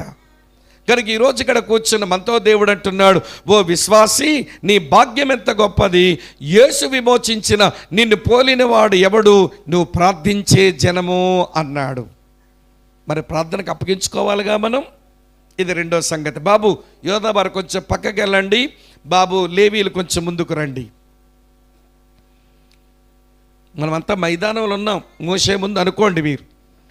ఏమండి, వాస్తవ దృశ్యంలోకి వెళ్ళి దూరండి, విషయం అర్థమవుతుంది. సరే, ఇప్పుడు లేవీలు వచ్చారు. లేవీలతో ఏమంటున్నాడు ఈయన? చదువుతున్నాను చూడండి. ద్వితోపదేశకాండం 33వ అధ్యాయం. ద్వితోపదేశకాండం 33వ అధ్యాయం మీ కొరగా చదువుతున్నాను చూడండి మిత్రులారా. 8వ వచనం. లేవీని గూర్చి ఇట్లనెను, నీ తుమ్మీము నీ ఊరీము నీ భక్తునికి కలవు అన్నాడు. ఏమిటి ఈ మాటలు? ఊరీము తుమ్మీము ఏంటి అని అంటే, దేవుని యొక్క మనసు, దేవుని యొక్క చిత్తం, దేవుని యొక్క ప్రణాళికలు, దేవుని యొక్క తీర్పులు దేవుని ప్రజలకు తెలియచెప్పడానికి దేవుని సన్నిధిలో లేవీయులు ఊరీము తుమ్మీము వేసి దేవుని చిత్తాన్ని వారు తెలుసుకుంటారు. అది తెలిసినటువంటి ప్రజలను ఏమంటామంటే వెలిగించబడిన ప్రజలు అని అంటారు. బాబు లేవీయులారా, దేవుడు మీకు ఊరిము తుమ్మీము ఇచ్చి దీవించాడు. ఇది మీ ఆధిక్యత. మీరెవరో తెలుసా? మీరు వెలిగించబడిన ప్రజలు. మీకు దేవుని చిత్తాలు తెలుస్తాయి, దేవుని కార్యాలు తెలుస్తాయి, దేవుని ప్రణాళికలు తెలుస్తాయి, దేవుని యొక్క మనసు మీకు తెలుస్తుంది. కనుక మీరెవరో తెలుసా? కనువిప్పు నొందిన ప్రజలు మీరు. You are enlightened people. మీరు వెలిగించబడిన ప్రజలు మీరు. క్రీస్తునందు ప్రియమైన సోదరి స్నేహితులారా, ఆ రోజున లేవీయులు కనువిప్పు నొందిన ప్రజలు. మరి మనమెవరు? చూపిస్తాను రండి. ఎఫెసీయులకు రాసిన పత్రిక 1వ అధ్యాయం 17వ వచనం. ఎఫెసీయులకు రాసిన పత్రిక 1వ అధ్యాయం 17వ వచనం ఇలా ఉంది. మరియు మీ మనోనేత్రములు వెలిగించబడినందున అన్నాడు. మీరు ఎన్లైటన్ పీపుల్, మీరు వెలిగించబడిన వారు. మీరు మనం వెలిగించబడ్డాము కాబట్టి మరి వివేచించాలి కదా, మరి అంతే కదా తమ్ముడు. మనం వెలిగించబడిన ప్రజలం కనుక మన మనోనేత్రాలు వెలిగించబడ్డాయి కాబట్టి మనము వివేచించాలిగా. మరి ఏది పడితే అదే నిజమనుకుంటే ఎట్లా? ఏది పడితే అదే సత్యం అనుకుంటే ఎట్లా? ఏది పడితే అదే మేలు అనుకుంటే ఎట్లా? వివేచించాలి. దేవుడు ఆయన మనల్ని కనువిప్పును కలిగించి మన మనోనేత్రాన్ని వెలిగించిన కారణం చేత మనం వివేచించాలి. ఈ రోజున ఆ డిజర్నింగ్, ఆ వివేచన కోల్పోయిన కారణం చేతనే ఈ రోజున క్రైస్తవ సంఘం అతాకుతలమైపోతుంది. ఏది సరైన బోధో ఏది దుర్బోధో తెలియనంతగా ప్రబలిపోయినాయి భిన్నమైన బోధలు. ఎవరు సరైన బోధకుడో ఎవరు సరైన బోధకుడో కాదో ఎరగక మనం మభ్యపడిపోతున్నాం. చివరికి మనల్ని ఎట్లా అంటున్నారో చెప్పనా? ఏమన్నీ వద్దండి, మేము వివేచించలేమండి, అట్లా ఆలోచించలేమండి, కానీ ఏదైనా వాక్యమేనండి మాకు. ఏంటమ్మా? పర్లే చెప్పండి. ఏదైనా వాక్యమే, ఎవడైనా మాకు సేవకుడే. ఇలాగా ఒక రాజీ పడే మాటల్లోని క్రైస్తవ సంఘం వెళ్ళిపోయింది ఈ రోజున. ఏదైనా వాక్యమే కదా నీకు, అయితే ఇలా చెప్తాను, ఏవైనా పాలే కదా, జిల్లేడు పాలు తాగరాదు? జిల్లేడు పాలు తెల్లగా ఉండవా? తాగొచ్చుగా. మరి అక్కడే వివేచిస్తావు. ఎవడైనా బోధకుడేనండి అంటావు. ఒరే బాబు, అతని జీవితం బాగులేదు, అతని దగ్గర వచ్చే బోధ కలుషితం అవుతుంది, జాగ్రత్త అంటే ఆ జీవితం ఎట్లుంటే మాకెందుకండి? మేము ఏదైనా బోధే, ఎవడైనా మాకు సేవకుడే. అరే, కుష్ఠరోగుడి చేతిలో యాపిల్ పండు ఉంది, తీసుకొని తినరాదా? కుష్టు చేతులతో ఉన్నవాడి చేతిలో యాపిల్ పండు ఉంది, తీసుకొని తినరాదా? ఎట్లా తింటామండి? చీము రక్తంతో ఉందా చెయ్యి, అందులో తీసుకుని ఏం తింటామండి? యాపిల్ పండు మంచిదే, కానాడు చేతుల్లోనే ఎవడు కురుపులు, ఎవండి చీము రక్తం ఉంది, తినలేమండి. మరి ఏదైనా బోధ నీకు సరైనదైతే ఒక వినండి, జీవితం సరిగా లేని వ్యక్తి దగ్గర ఏం తీసుకుంటామండి? అందుకనే వినండి, ప్రతి వాణిని వివేచించండి, ప్రతి బోధ వివేచించండి అన్నాడు. చదువుతాను చూడండి. 1 యోహాను పత్రిక 4వ అధ్యాయంలో, యోహాను రాసిన 1వ పత్రిక 4వ అధ్యాయంలో చదువుతున్నాను చూడండి. మొదటి మాట 4వ వచనం. 4వ అధ్యాయం 1వ వచనం. ప్రియులారా, అనేకులైన అబద్ధ ప్రవక్తలు లోకములోనికి బయలువెళ్ళి ఉన్నారు కనుక ప్రతి ఆత్మను నమ్మక ఆయా ఆత్మలు దేవుని సంబంధమైనవో కావో ఏం చేయమన్నాడు? పరీక్షించండి. మరొక వచనం చూపిస్తాం. తెస్సలోనికీయులకు రాసిన మొదటి పత్రిక 5వ అధ్యాయం, రాసుకోండి వచనాలన్నీ. తెస్సలోనికీయులకు రాసిన మొదటి పత్రిక 5వ అధ్యాయం మీ కొరకే చదువుతున్నాను చూడండి ప్రియులారా. ఒక మంచి మాట. తెస్సలోనికీయులకు రాసిన మొదటి పత్రిక 5వ అధ్యాయం నేను చదువుతున్నాను మిత్రులారా, గమనించండి ఈ చక్కని మాట. ఏమని రాసిందో తెలుసా? ఇక్కడ చదువుతున్నాను చూడండి ఈ మాట. తెస్సలోనికీయులకు రాసిన మొదటి పత్రిక 5వ అధ్యాయం ఇలా రాసి ఉంటుంది. మీ కొరకై ఆ మాట చదువుతున్నాను. 20-21 కలిసే ఉంది. ప్రవచించుటకు నిర్లక్ష్యము చెయ్యకుడి, సమస్తమును పరీక్షించి, చెప్పండమ్మా, మేలైన దానిని చేపట్టండి. సమస్తమును పరీక్షించి మేలైన దాన్ని చేపట్టి వివేచించండి. మీరు కనువిప్పు నొందిన జనం, మీరు వెలిగించబడిన జనం, మీ మనోనేత్రాలు వెలిగించబడ్డాయి, వివేచించండి. ప్రతి వ్యక్తిని నమ్మొద్దు, ప్రతి బోధను నమ్మొద్దు, పరీక్షించండి. ఈ రోజున మనము ప్రియుల మనసును ఆలోచించే విషయంలో సోమరిగా మన మనసును ఉంచి కనువిప్పు అయితే పొందాము కానీ వివేచించలేక మోసగించబడుతున్నాం. మాకు విజయనగరంలో ఏమండి ఒక కుటుంబం ప్రియులారా చాలా మంచిగా భక్తి చేస్తున్నారు. మాకు విజయనగరంలో తోటపాలెంలో యెరూషలేం ప్రార్థన మందిరం అని ఉంటే అక్కడ పోయేవాళ్ళు వాళ్ళ ప్రార్థనకి. ఆ కుటుంబంలో ఆడపిల్లకు ఏమండి పెళ్లి చేసినారు. సుకుమార్ పట్నాయక్ అన్నయ్య అని మన దగ్గరకు వచ్చారుగా, 2-3 సార్లు వచ్చారు. అన్నయ్య పెళ్లి చేశారు. తీరా జరిగింది ఏంటి అని అంటే, అమ్మాయికి ఏమండి పెళ్లి చేసిన అబ్బాయి అక్కడే పార్వతీపురం అని కొంచెం ఏమండి రాయగడ దగ్గరలో అతను ఉద్యోగం చేస్తూ ఉంటాడు. సోమవారం నుంచి శుక్రవారం అక్కడే ఉండి శనివారం వచ్చి భార్యతో ఉండి మళ్ళీ సోమవారం డ్యూటీకి వెళ్ళిపోతాడు. ఈ మధ్యలో ఒకడు వచ్చాడు వీళ్ళింటికి. ఏమన్నాడు తెలుసా? మీరు ఇంతవరకు విన్నది అది దేవుని వాక్యమే కాదు, మీ సేవకులు మజ్జికన్నం పెట్టారు, నేను పలావ పెడతానన్నాడు. ఆ ఇంటావిడ ఇంటాయని చెప్పాలి కదా, బాబు రోజు మజ్జికనమైన ఆరోగ్యంగా ఉంటాం కానీ రోజు పలావ పెడితే మాకు అనారోగ్యం వస్తుందని అనాలి కదా. వీళ్ళకేమో ఏదో పలావంట ఆయన బోధ. తర్వాత నెమ్మదిగా వినండి స్నేహితులారా, అసలు ఆ విశ్వాసంలో మీరు నేర్చుకున్న భక్తిలో మీరు విన్న వాక్యంలో జరిగిన పెళ్ళే కాదన్నాడు. ఇప్పుడు అబ్బాయి పార్వతీపురం నుంచి విజయనగరం వచ్చి, పాప రా నీతో కొంచెం మాట్లాడాలంటే ఆడివైపు చూస్తున్నది. వెళ్ళనా? ఈ అబ్బాయికి ముళ్ళు మండిపోతుంది. నేనే భర్తనా లేకపోతే వాడెవడు, వాడి పెర్మిషన్ ఏంటి? మేడ మీదకి రా కొద్దిసేపు ప్రార్థన చేసుకుని మాట్లాడుకుందామని పెనిమిటి పిలిస్తే వెళ్ళమంటారా అని అడుగుతుంది. చివరికి ఎక్కడికి వచ్చిందో తంటా చెప్పనా? వినండి ప్రియులారా, అబ్బాయితో నేను కాపురం చేయను, నాకు విడాకులకు. కారణం ఏంటమ్మా? కట్నం అడిగాడా, కానుకలు అడిగాడా, లేదా కాపురం చేయలేదా, నేను సరిగా చూసుకోలేదా, నేను ప్రేమించలేదా? నేను చెప్పను అంతే. మొత్తాన్ని నాకేం కావాలా? విడాకులు కావాలి. నేను సుకుమారాన్ని చెప్పాను, అన్న మీరే కదా పెళ్లి చేశారు, మీరు వెళ్ళండి అన్న, కొంచెం కూర్చొని మాట్లాడండి అని నేనేమో నసపెట్టాను. నసపెడితే మొత్తానికి సుకుమార్ గారు వెళ్ళి 2 గంటలు కూర్చున్నారు. తల్లితో చెప్పారు, పిల్లతో చెప్పారు, భర్త అడ్వకేట్ ఆయనతో చెప్పారు. మాకు వద్దండి కారణం ఏంటి చెప్పండి అంటే కారణం లేదట. వీళ్ళకి ఏమైందా రోగం అని ఆడవాళ్ళకి, దిక్కుమాల ఆడవాళ్ళు విడిపోవడానికి మీద కారణం ఉండాలి కదా నీ దగ్గర. కారణం చెప్పదట, కానీ నాకు విడాకులు కావాలట. ఏమిటి రోలుగాయితనం? ఏం పెంపకం పెరిగావు నువ్వు, బుద్ధి లేని ఆడదానివి? కారణం లేదట, కానీ నాకు విడాకులు కావాలట. సరే సుకుమార్ అని తమ్ముడు నేను చెప్పగలిగిన చెప్పాను కానీ నా వల్ల కాలేదు తమ్ముడు, ఇక వాళ్ళు విడిపోతారేమో తమ్ముడు, నాకు అలా అనిపించిందని అన్నాడు ఈయన. ఆ మాట విన్న కొద్ది రోజులకే తెలిసిన సమాచారం ఏంటో తెలుసా? విడిపోయారు వాళ్ళిద్దరు. ఆ అబ్బాయి మా ఇంటి వెనకాల ఉండేవాడు, టీచర్, పేద అబ్బాయి, కష్టపడి చదువుకున్నాడండి. ఏమంటే టీచర్ ఉద్యోగం చేస్తున్నాడు, రక్షించబడ్డాడండి. అన్ని రకాలైన ఆధ్యాత్మిక విలువలున్న కుర్రగాడు. ఆ కుర్రాడు వదులుకొని పిల్లకి గతి గోత్రం ఉంటుంది అనుకున్నాను నేను. తీరా ఏం జరిగిందో తెలుసా? వినండి. ఆ ఇంటికి వచ్చి కొత్త బోధకుడు కనబడడం లేదు, ఈ పిల్ల కనబడడం లేదు, రెక్కలు కట్టుకొని ఎగిరిపోయారు. వింటున్నారా లేదా? వెళ్ళిపోయిన తర్వాత 2 సంవత్సరాలు అయిపోయిన తర్వాత ఆ పిల్ల ఇంటికి వస్తే తల్లిదండ్రులు పోల్చుకోలేకపోయారు. ఇంటి ముందుకు వచ్చి వెక్కి వెక్కి ఏడుస్తుంది. ఏమైందమ్మానంటే ముంబైలో తన బతుకు అధ్వానం అయిపోయింది. పారిపోయి వచ్చింది ముంబై నుంచి.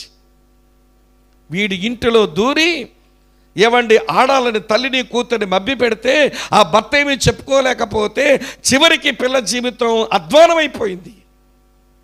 నేను మాట మీకు ఎందుకు చెప్పానో తెలుసా? వెలిగించబడిన ప్రజలుగా చేశాడు కదా దేవుడు. ఆలోచించరా, వీడెవడు, ఏం చెప్తున్నాడు, అసలు నా జీవితానికి ప్రయోజనం కలిగించే వ్యక్తేనా అని ఆలోచించక ప్రియులారా లొంగిపోయింది కుటుంబం. చివరికి చిందరవందరైపోయింది. నేను మాట ఎందుకు జ్ఞాపకం చేయాల్సి వచ్చిందనంటే, మనల్ని వెలిగించబడిన జనముగా చేశాడు కనుక మనం వివేచించాలి. ప్రతి మనిషిని మనం పరీక్షించాల్సిందే, ప్రతి బోధను మనం పరీక్షించాల్సిందే. లేకపోతే ప్రమాదాన్ని మనం కోరి తెచ్చుకున్న వాళ్ళమైపోతాం. అమ్మ వింటున్నారా? బాబు లేవీలారా, ఊరిముత్తు మేము మీ చేతిలో దేవుడు పెట్టాడు, మిమ్మల్ని వెలిగించబడిన జనముగా చేశాడు కనుక వివేచించండి. వెలిగించబడిన మీరు వివేచించరా? మేలేదో కీడేదో, తీపేదో చేదేదో, వెలుగేదో చీకటేదో మీరు వివేచించరా? మీరు ఈ రోజున దేవుని పిల్లలం మనం వివేచించకే చాలా ఇబ్బందులు మన జీవితాలకు తెచ్చేసుకుంటున్నాం. రండి, దేవుడు అంటున్నాడు, లేవీయులారా మీ భాగ్యం ఎంత గొప్పది, యెహోవా రక్షించిన మిమ్మును పోలినవాడు ఎవరు? పక్కకి వెళ్ళండి బాబు లేవీయులు. కొంచెం నేను బెన్యామీనులతో మాట్లాడాలి. బాబు బెన్యామీలు కొంచెం ముందుకు రండి నాయన.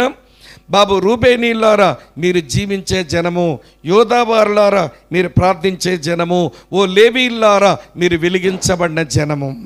ఇవన్నీ మనకే వర్తిస్తాయి. సరే, ఇప్పుడు పిలిచాడు బెన్యామీన్ని.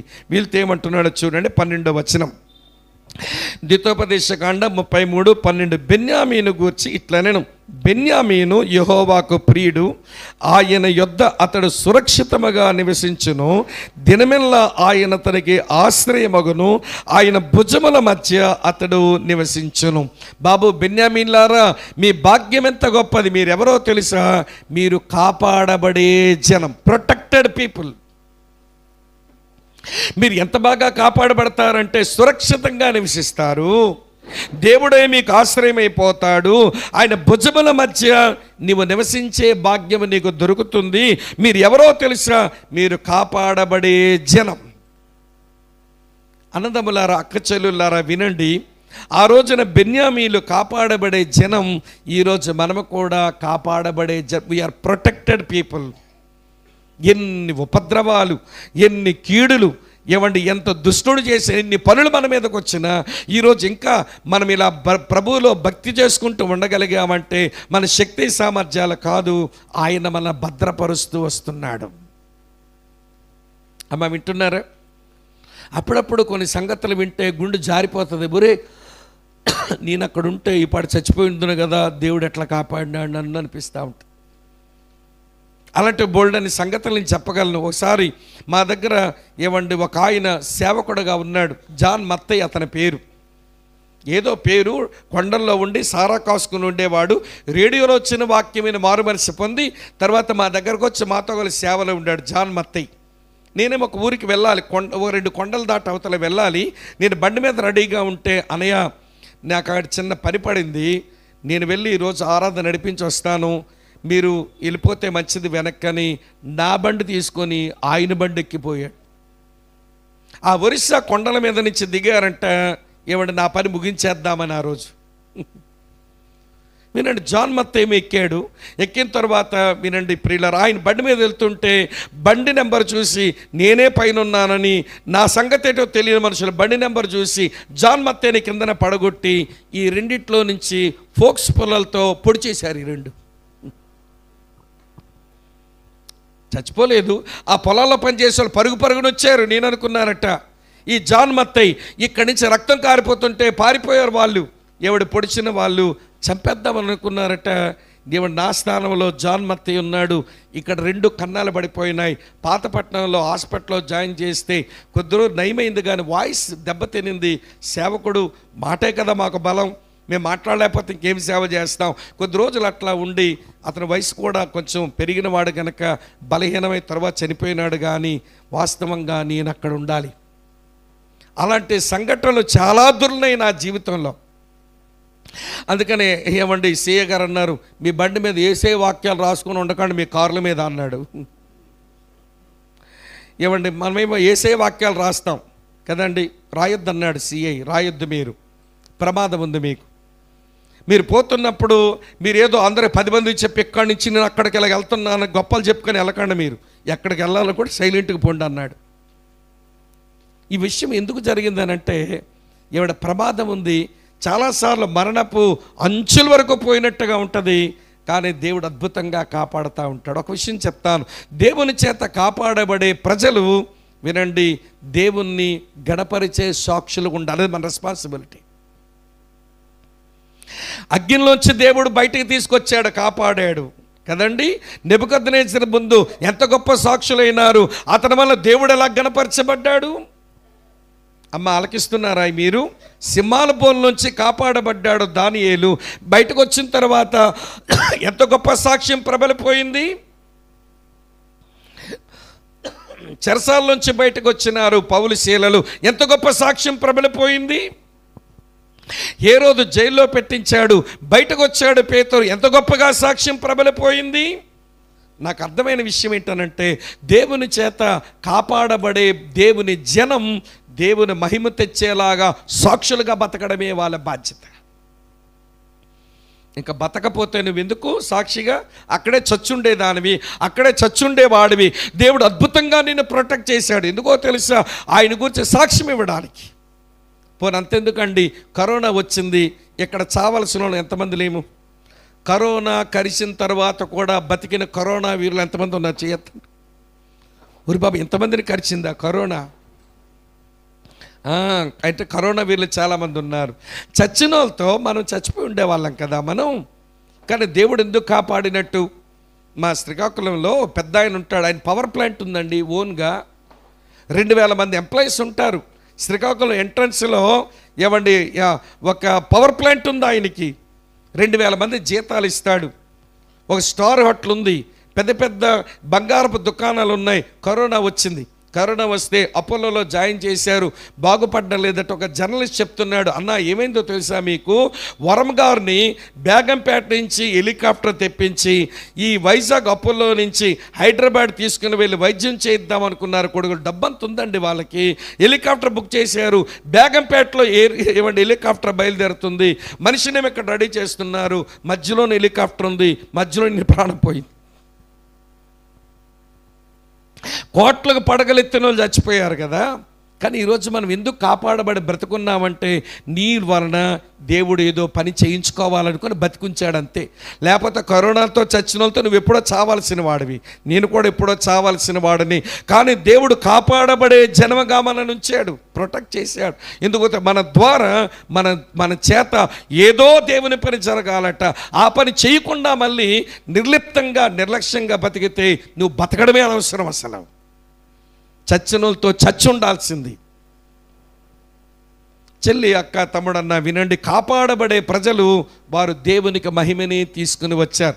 బైబిల్ చరిత్రలో, బైబిల్ బయట సంఘ చరిత్రలో నేడు కూడా దేవుని చేత కాపాడబడుతున్న వారు దేవునికి మహిమని తీసుకుని వచ్చారు. మన ద్వారా దేవునికి మహిమ రాకపోతే మన కాపాడబడిందే అనవసరం అనిపిస్తుంది నాకు. ఈ సత్యాన్ని కొంచెం మీ మనసులో పడనివ్వండి గట్టిగా. మనం ఎవరము అంటే కాపాడబడే ప్రజలం. అమ్మ అర్థమవుతున్నదా? బాబు బెన్యామీని కొంచెం పక్కకి వెళ్ళండి, యోసేపు వాళ్ళతో మాట్లాడుకుంటాను. మనస్సే ఎఫ్రాయిమీరు ఆ గోత్రికలతో మాట్లాడుకోవాలి.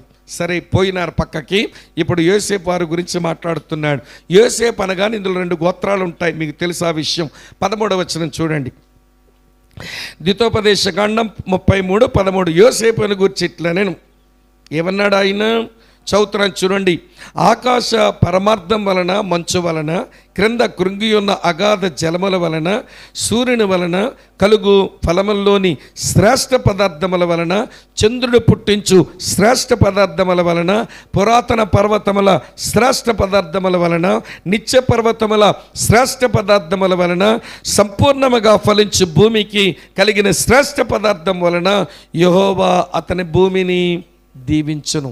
బాబు, యోసేపు గోత్రికలారా, ఎఫ్రాయిం, మనష్షే, మీరెవరో తెలుసా? మీరు ఫలించే జనం, ఫ్రూట్ఫుల్ పీపుల్. మీరు ఫలించడం కొరకు దేవుడు మీకు అన్ని రిసోర్సెస్ ఇచ్చాడు. పైన ఆకాశం నుంచి అగాధ జలముల నుంచి, భూమి నుంచి, చంద్రుడి నుంచి, మంచు నుంచి మీకు ఏమైతే సారం కావాలో ఫలించడానికి అన్ని రిసోర్సెస్ దేవుడు మీకు ఇచ్చి మిమ్మల్ని ఫలించే జనముగా చేశాడు. క్రైస్తవుడు అంటే ఎవరో తెలుసా ప్రియులారా? ఫలించేవాడు. క్రైస్తవులు అంటే ఎవరో తెలుసా? ఫలించే జనం. రోమాపత్రిక 7వ అధ్యాయం 4వ వచనంలో పౌలు అందుకే మాట అన్నాడు. ఏమన్నాడు తెలుసా? మనము దేవుని కొరకు ఫలమును ఫలించినట్లు మృతులలో నుంచి లేపబడిన యేసుక్రీస్తు అనే వేరొక పురుషుని మనము చేరుకున్నాం. అవునా? రోమాపత్రిక 7వ అధ్యాయం 4వ వచనంలో అదే ఉంటుంది.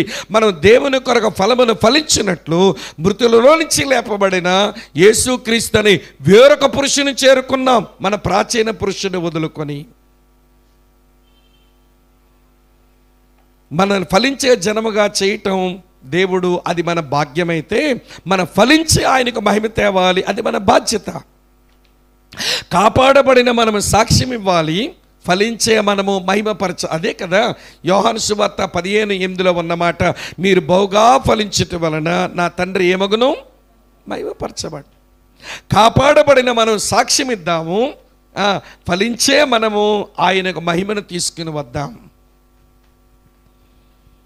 ప్రభునందు ప్రియమైన స్నేహితులారా, ఫలించిన వారు దేవుని మహిమపరిచారండి. లేఖనములో అబ్రాము శారాలు గుడ్డు వాళ్ళే, కానీ వారు ఫలించి ఏం చేశారట? దేవుని మహిమపరిచారు అంటాడు పౌలు. రోమాపత్రిక 4వ అధ్యాయం 20 నుంచి 21 వచనాలు అదే ఉంటుంది. అవిశ్వాసం వలన దేవుని వాగ్దానముల గూర్చి వారు సందేహింపక విశ్వాసమును బట్టి దేవుని మహిమపరిచారంట వాళ్ళు. కనుక అటువంటి జీవితానికి దేవుడు వారిని పిలిచాడు, మనల్ని కూడా పిలిచినాడు. కాబట్టి వినండి, యోసేపు గోత్రికులు ఫలించే జనము, ఫలించి దేవుని మహిమపరిస్తే దేవుడు మనల్ని కూడా ఫలించే జనముగానే చేశాడు. మనం ఫలించి దేవుని మహిమపరచాల్సింది. యెషయా 43:7 ప్రకారం నా మహిమ నిమిత్తము నేను సృజించిన వారిని నా దగ్గర రప్పించండి అన్నాడు. మనం పుట్టించబడిందే ఆయన మహిమపరచడానికి కదా, మనం సృజించబడిందే ఆయన మహిమ కొరకు కదా. మనం అలా ఆయన మహిమపరచకపోతే మనం పుట్టిన సంగతి, మన ఫలించిన సంగతి వలన దేవునికి ఏమీ ఫలితం కలగకపోతే మనం సరిగా లేమని అర్థం. బాబు, యోసేపు గోత్రం గురించి పక్కకి వెళ్ళండి, నేను కొంచెం జబూలీలతో మాట్లాడుకోవాలి. జబూలీనీలు, ఇస్సాకారీలు, ఈ 2 గోత్రాలకు వచ్చిన బ్లెస్సింగ్ ఒకలాంటివే. 2 కలిపి చెప్తాను. 18-19 వచనాలు చూడండి. జబూలును గూర్చి ఇట్లా నేను, జబూలును నీవు బయలువెళ్ళు స్థలమందు సంతోషించుము, ఇస్సాకారు నీ గుడారముల యందు సంతోషించుము. వారు జనములకు కొండగా పిలిచిరి, అక్కడ నీతి బలులు వారు అర్పింతురు. వారు సముద్రముల సమృద్ధిని, ఇసుకలో దాచబడిన రహస్య ద్రవ్యములను పీల్చుదురు. పెట్రోల్ నీదే, డీజిల్ నీదే.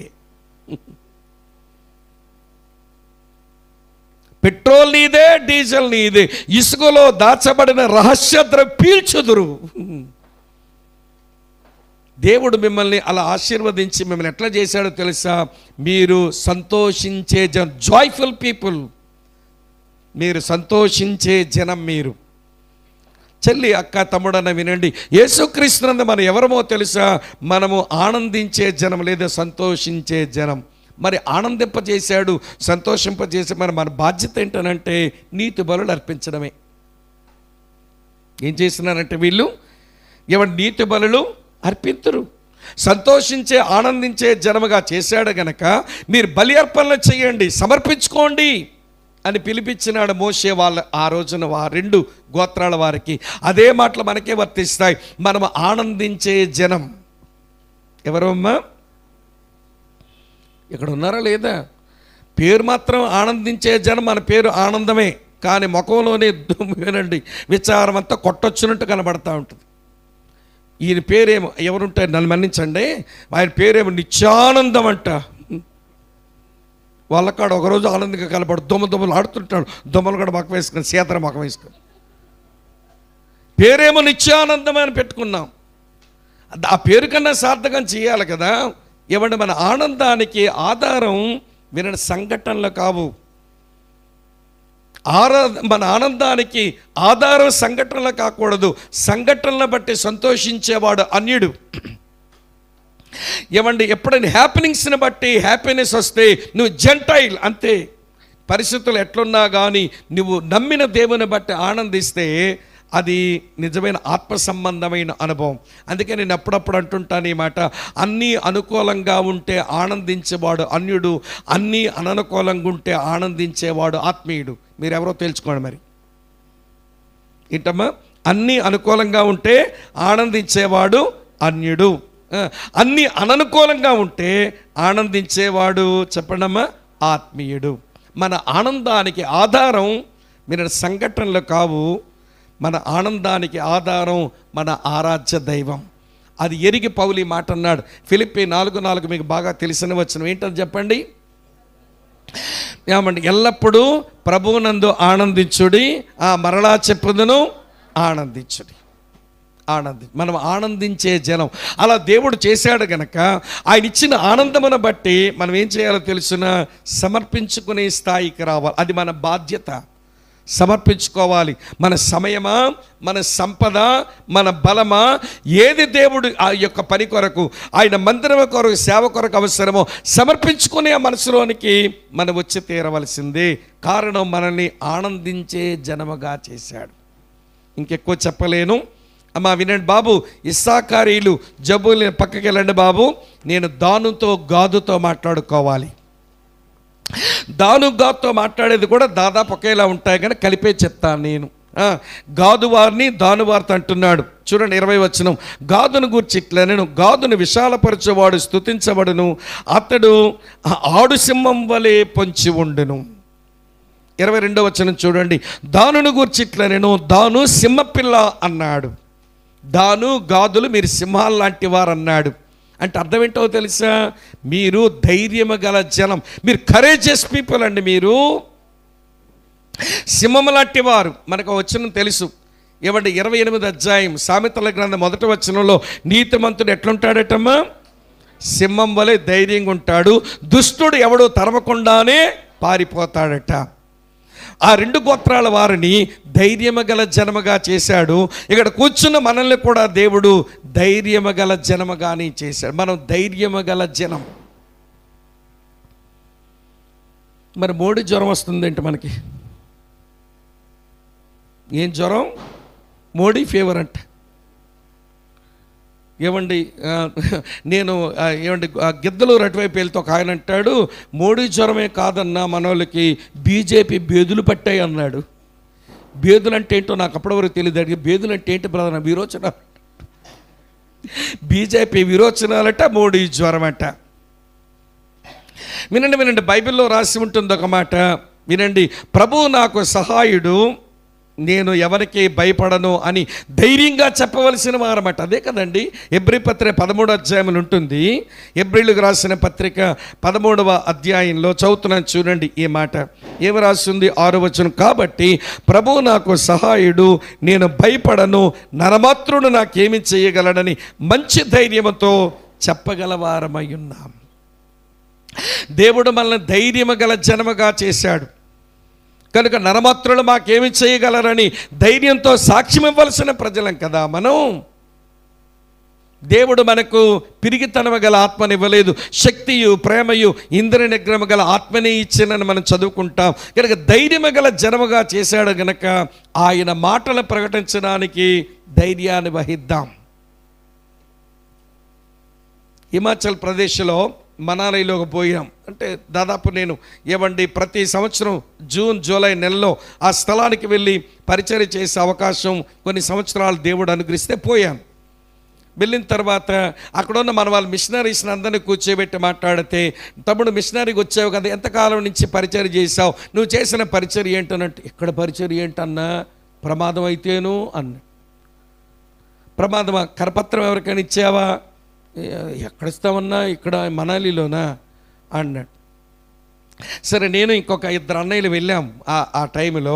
సరే, అసలు ఏ పని మొదలు పెట్టలేదు. ముందు వాళ్ళు సస్టైన్ అవుతున్నారు అంతే, పోషించబడుతున్నారు, ఉద్యోగాలు చేసుకుంటున్నారు.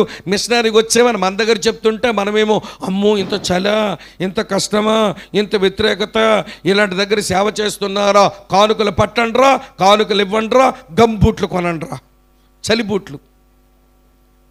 ఇలాగ మా దగ్గర మీరు సానుభూతి గడించేస్తున్నారు, మరి మిషనరీకి వచ్చి ఇప్పటి వరకు మీరు ఏం చేయలేదంటే, అన్న చెయ్యలేమన్నా అంటే చేసి చూద్దామని వెళ్ళాం ఒకసారి.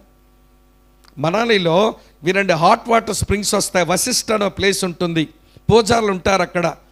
మామూలు పూజారులు కాదు వాళ్ళు, ఖరీదైన ల్యాప్టాప్లు, ఖరీదైన ఫోన్లు, ఖరీదైన కెమెరాలతో ఉన్నారు ఈ పూజారులు అంతా. ఓరి హైటెక్ పూజారులు వీళ్ళు.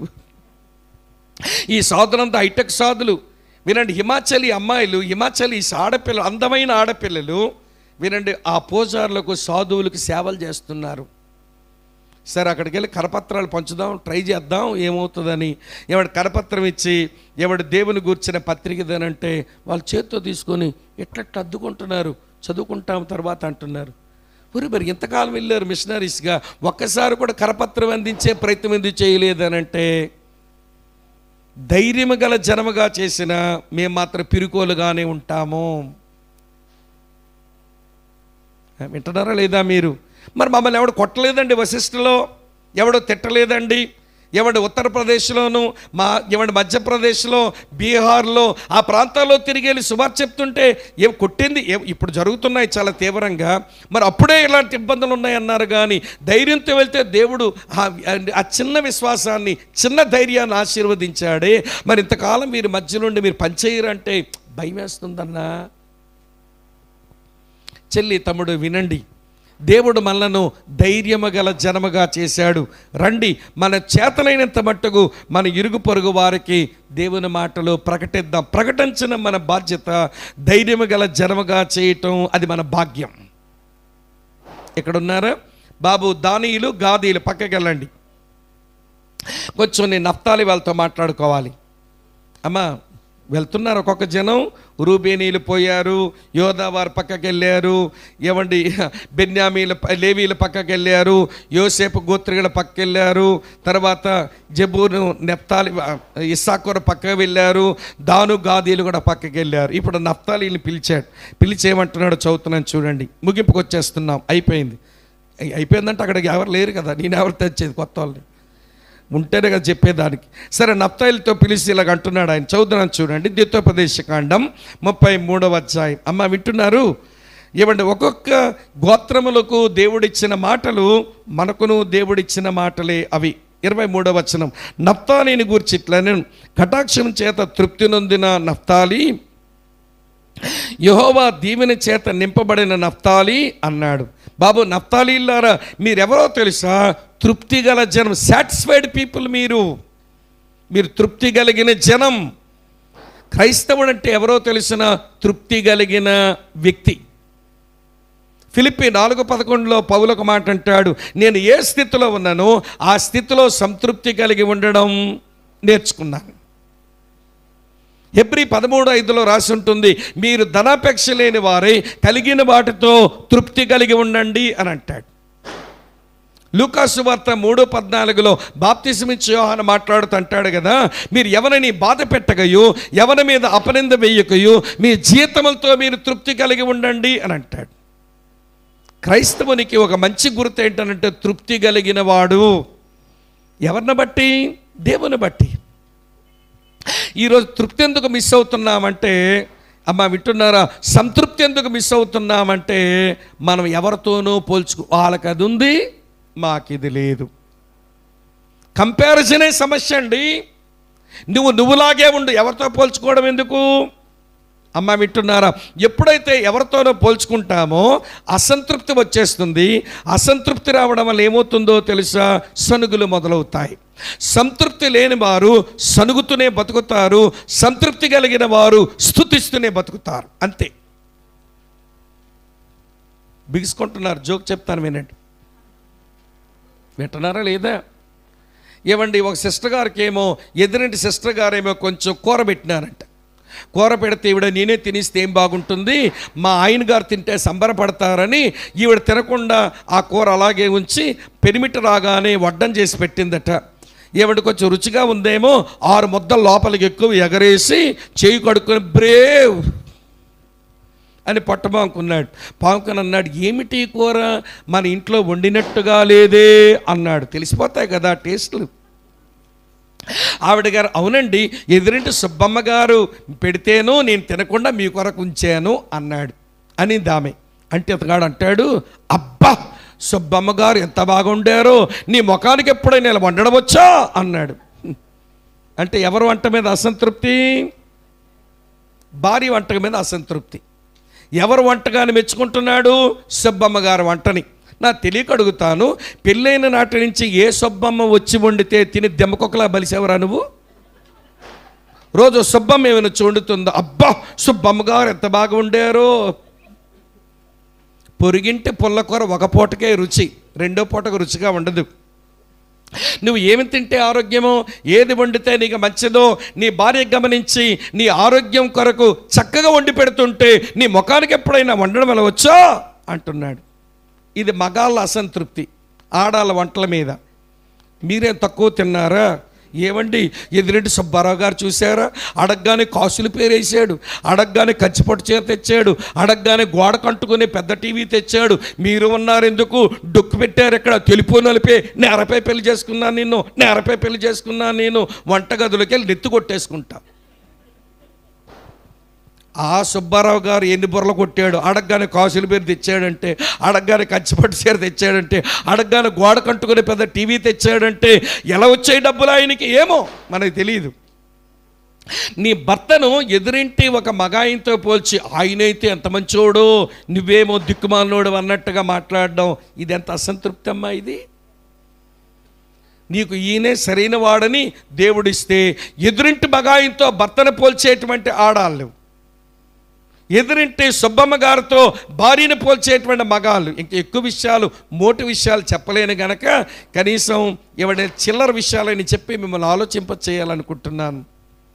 ఒక ప్రశ్న, నీ జీవిత భాగస్వామితో, దేవుడు నీకు ఇచ్చిన పిల్లలతో, దేవుడు నీకు ఇచ్చిన మందిరముతో, దేవుడు నీకు ఇచ్చిన సేవకునితో ఆర్ యు సాటిస్ఫైడ్? నువ్వు తృప్తిగానే ఉన్నావా? సంతృప్తి స్తుతించేలా చేస్తుంది, అసంతృప్తి సనుగులతో బతికేలా చేస్తుంది. ఓ నఫ్తాలీలారా, మీరు సంతృప్తి కలిగిన జనం, స్తుతించండి. ఈరోజు ఇక్కడ కూర్చున్న మనల్ని దేవుడు సంతృప్తి గల జనముగానే చేశాడు. స్తుతిద్దాం, స్తుతిస్తూ బతుకుదాం, అసంతృప్తి రానియొద్దు. పౌలు అన్న మాట ఎంత బాగుంటుందండి, నేను ఏ స్థితిలో ఉన్నానో ఆ స్థితిలో సంతృప్తి కలిగి ఉండడం నేర్చుకున్నాను. కడుపు నిండా ఉండడం తెలుసు, కడుపు కాలడము తెలుసు, ఒంటి నిండా బట్టలు ఉండడము తెలుసు, దిగంబరగా ఉండడము నాకు తెలుసు, కలిమి నాకు తెలుసు, లేమి నాకు తెలుసు. నేను ఏ స్థితిలో ఉన్నా కూడా ఆ స్థితిలో సంతృప్తి కలిగి ఉండడం నేను నేర్చుకున్నాను. కనుక క్రైస్తవులంటే వీళ్ళు సంతృప్తి గల జనము. వాళ్ళకేమీ లేదు కానండి, ఏమిటండి ఇలా ఆనందం?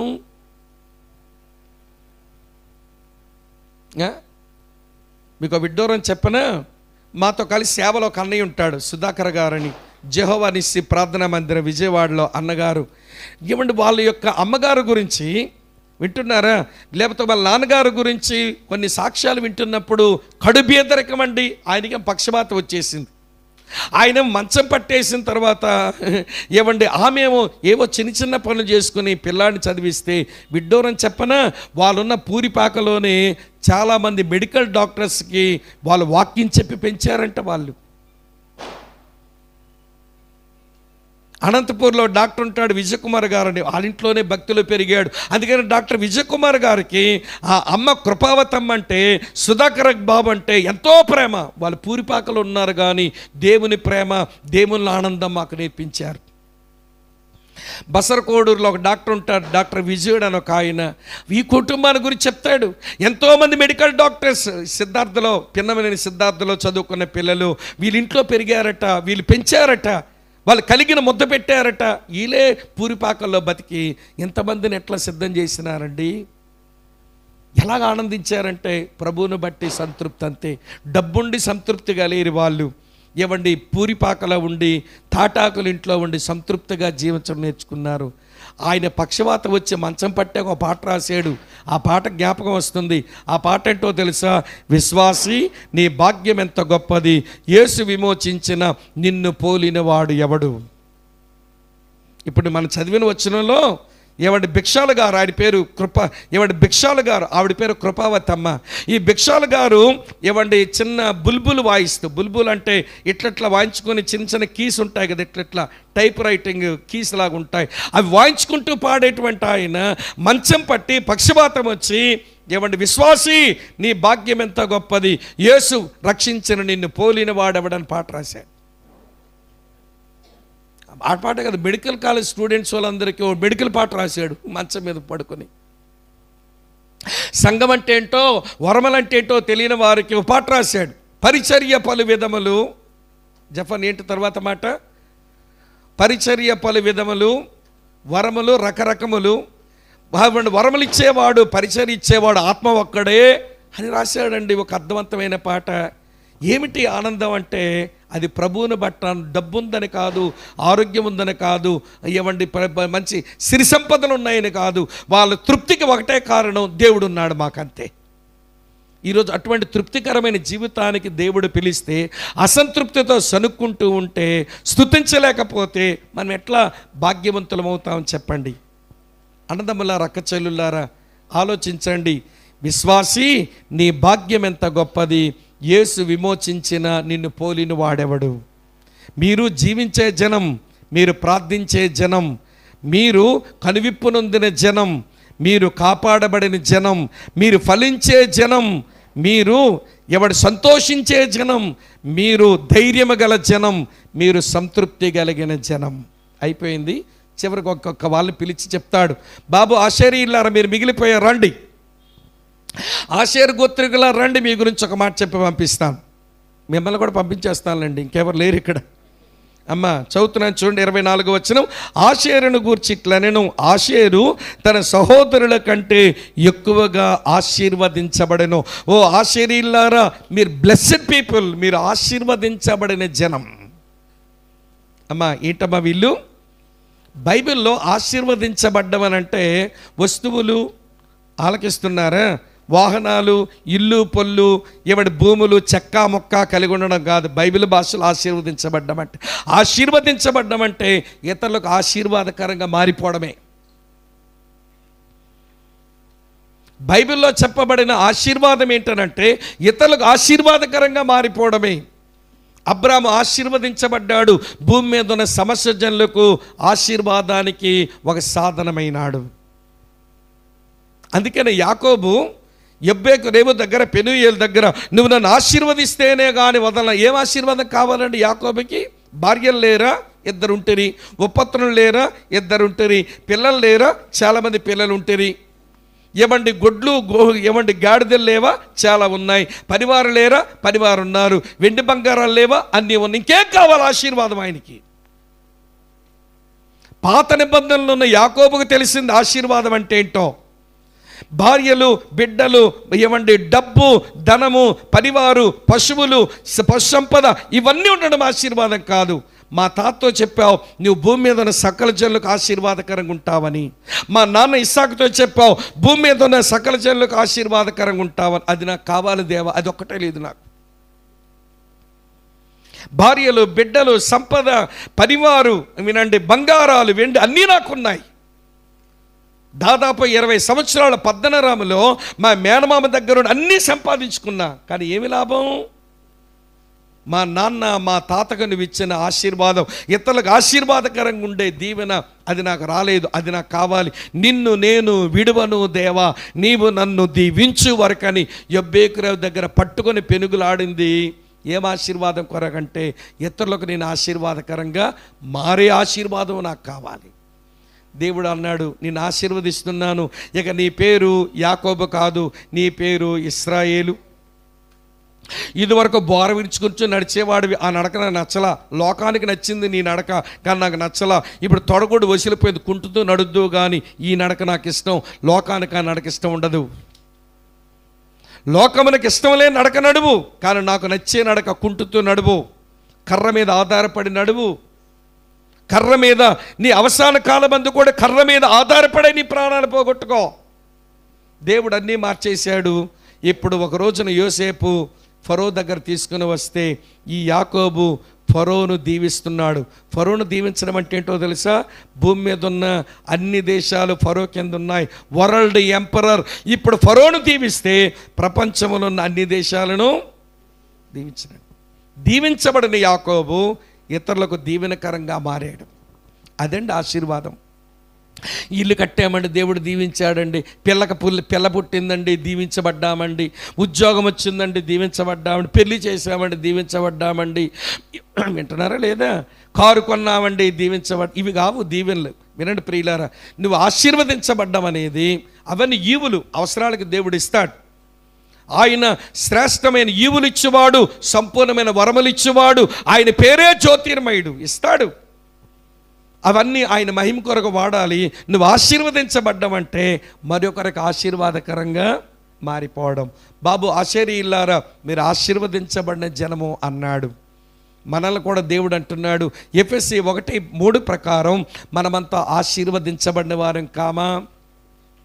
మన ప్రభు అయిన యేసుక్రీస్తు యొక్క తండ్రి యొక్క దేవుడు స్తుతించబడును గాక. ఆయన పరలోక విషయములలో ఆత్మ సంబంధమైన ప్రతి ఆశీర్వాదమును మనకు అనుగ్రహించాను. మనం ఆశీర్వదించబడిన జనం. ఇతరులకు మనం ఆశీర్వాదకరంగా మారాలి. సరే, వరుసగా చెప్పి ముగిస్తాను. మీరు ఎక్కడ ఉన్నారమ్మా? వండకి ఎక్కడ పోతాం, నోరేసుకొని పడిపోతున్నావు కదా మా మీద అన్నాడు. అమ్మ ఆలకించండి తల్లులు. ఇప్పుడు 33వ అధ్యాయాన్ని ఆధారంగా చేసుకొని ఏమండి, జీవించే జనము జీవపు క్రియలు చేయాలి. ప్రార్థించే జనము ప్రార్థనకు అప్పగించుకోవాలి. కనువిప్పు నొందిన జనము వివేచించాలి. కాపాడబడిన జనము సాక్ష్యం ఇయ్యాలి. ఫలించే జనము దేవుని మహిమపరచాలి. సంతోషించే జనము సమర్పించుకోవాలి. ధైర్యము గల జనము వాక్యమును ప్రకటించాలి. వింటున్నారా లేదా మీరంతా? ఏమంటే వాక్యమును ప్రకటించాలి. సంతృప్తి గల జనము స్తుతిస్తూ బ్రతకాలి. ఆశీర్వదించబడిన జనము ఇతరులకు ఆశీర్వాదకరంగా అది కనుక ఇవన్నీ చెప్పిన తర్వాత మోషే అంటాడు, బాబు అందరి కలిపి ఒక మాట చెప్తున్నాను, ఇశ్రాయేలు నీ భాగ్యం ఎంత గొప్పది, యేసు విమోచించిన నిన్ను పోలినవాడు ఎవడు. ఆ రోజు వారికి ఆ మాట, ఈరోజు ఈ బైబిల్ స్టడీలో ఈ ప్రత్యేకమైన కూడికలో కూర్చున్న మనకు ఆ మాటలు, మనము జీవించబడే జనము, మన బాధ్యత జీవక్రియలు చేద్దాం. మనం ప్రార్థించే జనము ప్రార్థనకు అప్పగించుకుందాం. మన కనువిప్పు నొందిన జనము వివేచిస్తూ బ్రతుకుదాం. మన కాపాడబడిన జనము సాక్ష్యమిస్తూ బ్రతుకుదాం. మన ఫలించే జనము దేవుని మహింపరుస్తూ బ్రతుకుదాం. మనము సంతోషించే జనము మనము సమర్పించుకుంటూ బ్రతుకుదాం. మన ధైర్యము గల జనము దేవుని వాక్యం ప్రకటించుకుంటూ బ్రతుకుదాం. మన సంతృప్తి గల జనము స్తుతిస్తూ బ్రతుకుదాం. చివరికి మనం ఆశీర్వదించబడిన జనము మనం ఇతరులకు ఆశీర్వాదకరంగా మారదాం. అప్పుడు ఈ మాట మనకు వర్తిస్తుంది. ఇప్పుడు చెప్పండి, విశ్వాస పేరు దగ్గర మీ పేరు పెట్టుకొని చెప్పండి. నేను చెప్తాను, నా వెనకాల చెప్పండి, స్వామి. మీ పేరు స్వామి కాదు, మీ పేరు చెప్పండి. మీ పేరు స్వామినా? నా పేరు పెట్టుకున్నాను, మీ పేరు పెట్టుకొని చెప్పండి. స్వామి, నీ భాగ్యం ఎంత గొప్పది, యేసు విమోచించిన నిన్ను పోలినవాడు ఎవడు. స్వామి, మళ్ళీ స్వామి అంటారు, మీ పేరు పెట్టుకోండి. స్వామి, నీ భాగ్యం ఎంత గొప్పది, యేసు విమోచించిన నిన్ను పోలినవాడు ఎవడు. ప్రియులారా, ఇప్పుడు చెప్పిన అన్ని ఆశీర్వాదాలు, అన్ని భాగ్యాలు మన సొంతం కావాలి. అన్ని బాధ్యతలు మన జీవితంలోంచి రావాలి. అట్టి కృప దేవుడు మనకు అనుగ్రహించును గాక. తల్ల వంచండి, కళ్ళు మూసుకోండి. మోకరించే అవకాశం ఉంటే మోకరించండి. ప్రభువా, నీ కుమారుడైన యేసుక్రీస్తునందు ఎంత భాగ్యవంతునిగా చేశావు. నా మీద ఎన్ని మంచి బాధ్యతలు ఉంచావు. చాలాసార్లు భాగ్యాలు అనుభవిస్తున్నాను, కానీ బాధ్యతలు విస్మరిస్తున్నాను ప్రభువా. అందుకే బరితెగించిన విశ్వాసలాగా అయిపోయాను. నన్ను క్షమించండి. చాలాసార్లు బాధ్యతలే నా మీద ఉన్నాయని అనుకొని మీరు నాకు ఇచ్చిన భాగ్యాలు గమనించలేకపోతున్నాను నాయన. అందుకే బానిస బతుకుతున్నాను ప్రభువా, నన్ను క్షమించండి. నేను బానిసను కాకూడదు, నేను బరితెగించిన మనిషిని కాకూడదు. నీ కృప నాకు అనుగ్రహించండి అని భారంతో ఎవరికి వారమే ప్రార్థన చేసుకుందాం. పరిశుద్ధుడైన తండ్రి, ప్రేమ కలిగిన మా ప్రియమైన దేవ, మీకు కృతజ్ఞతలు చెల్లిస్తున్నాం.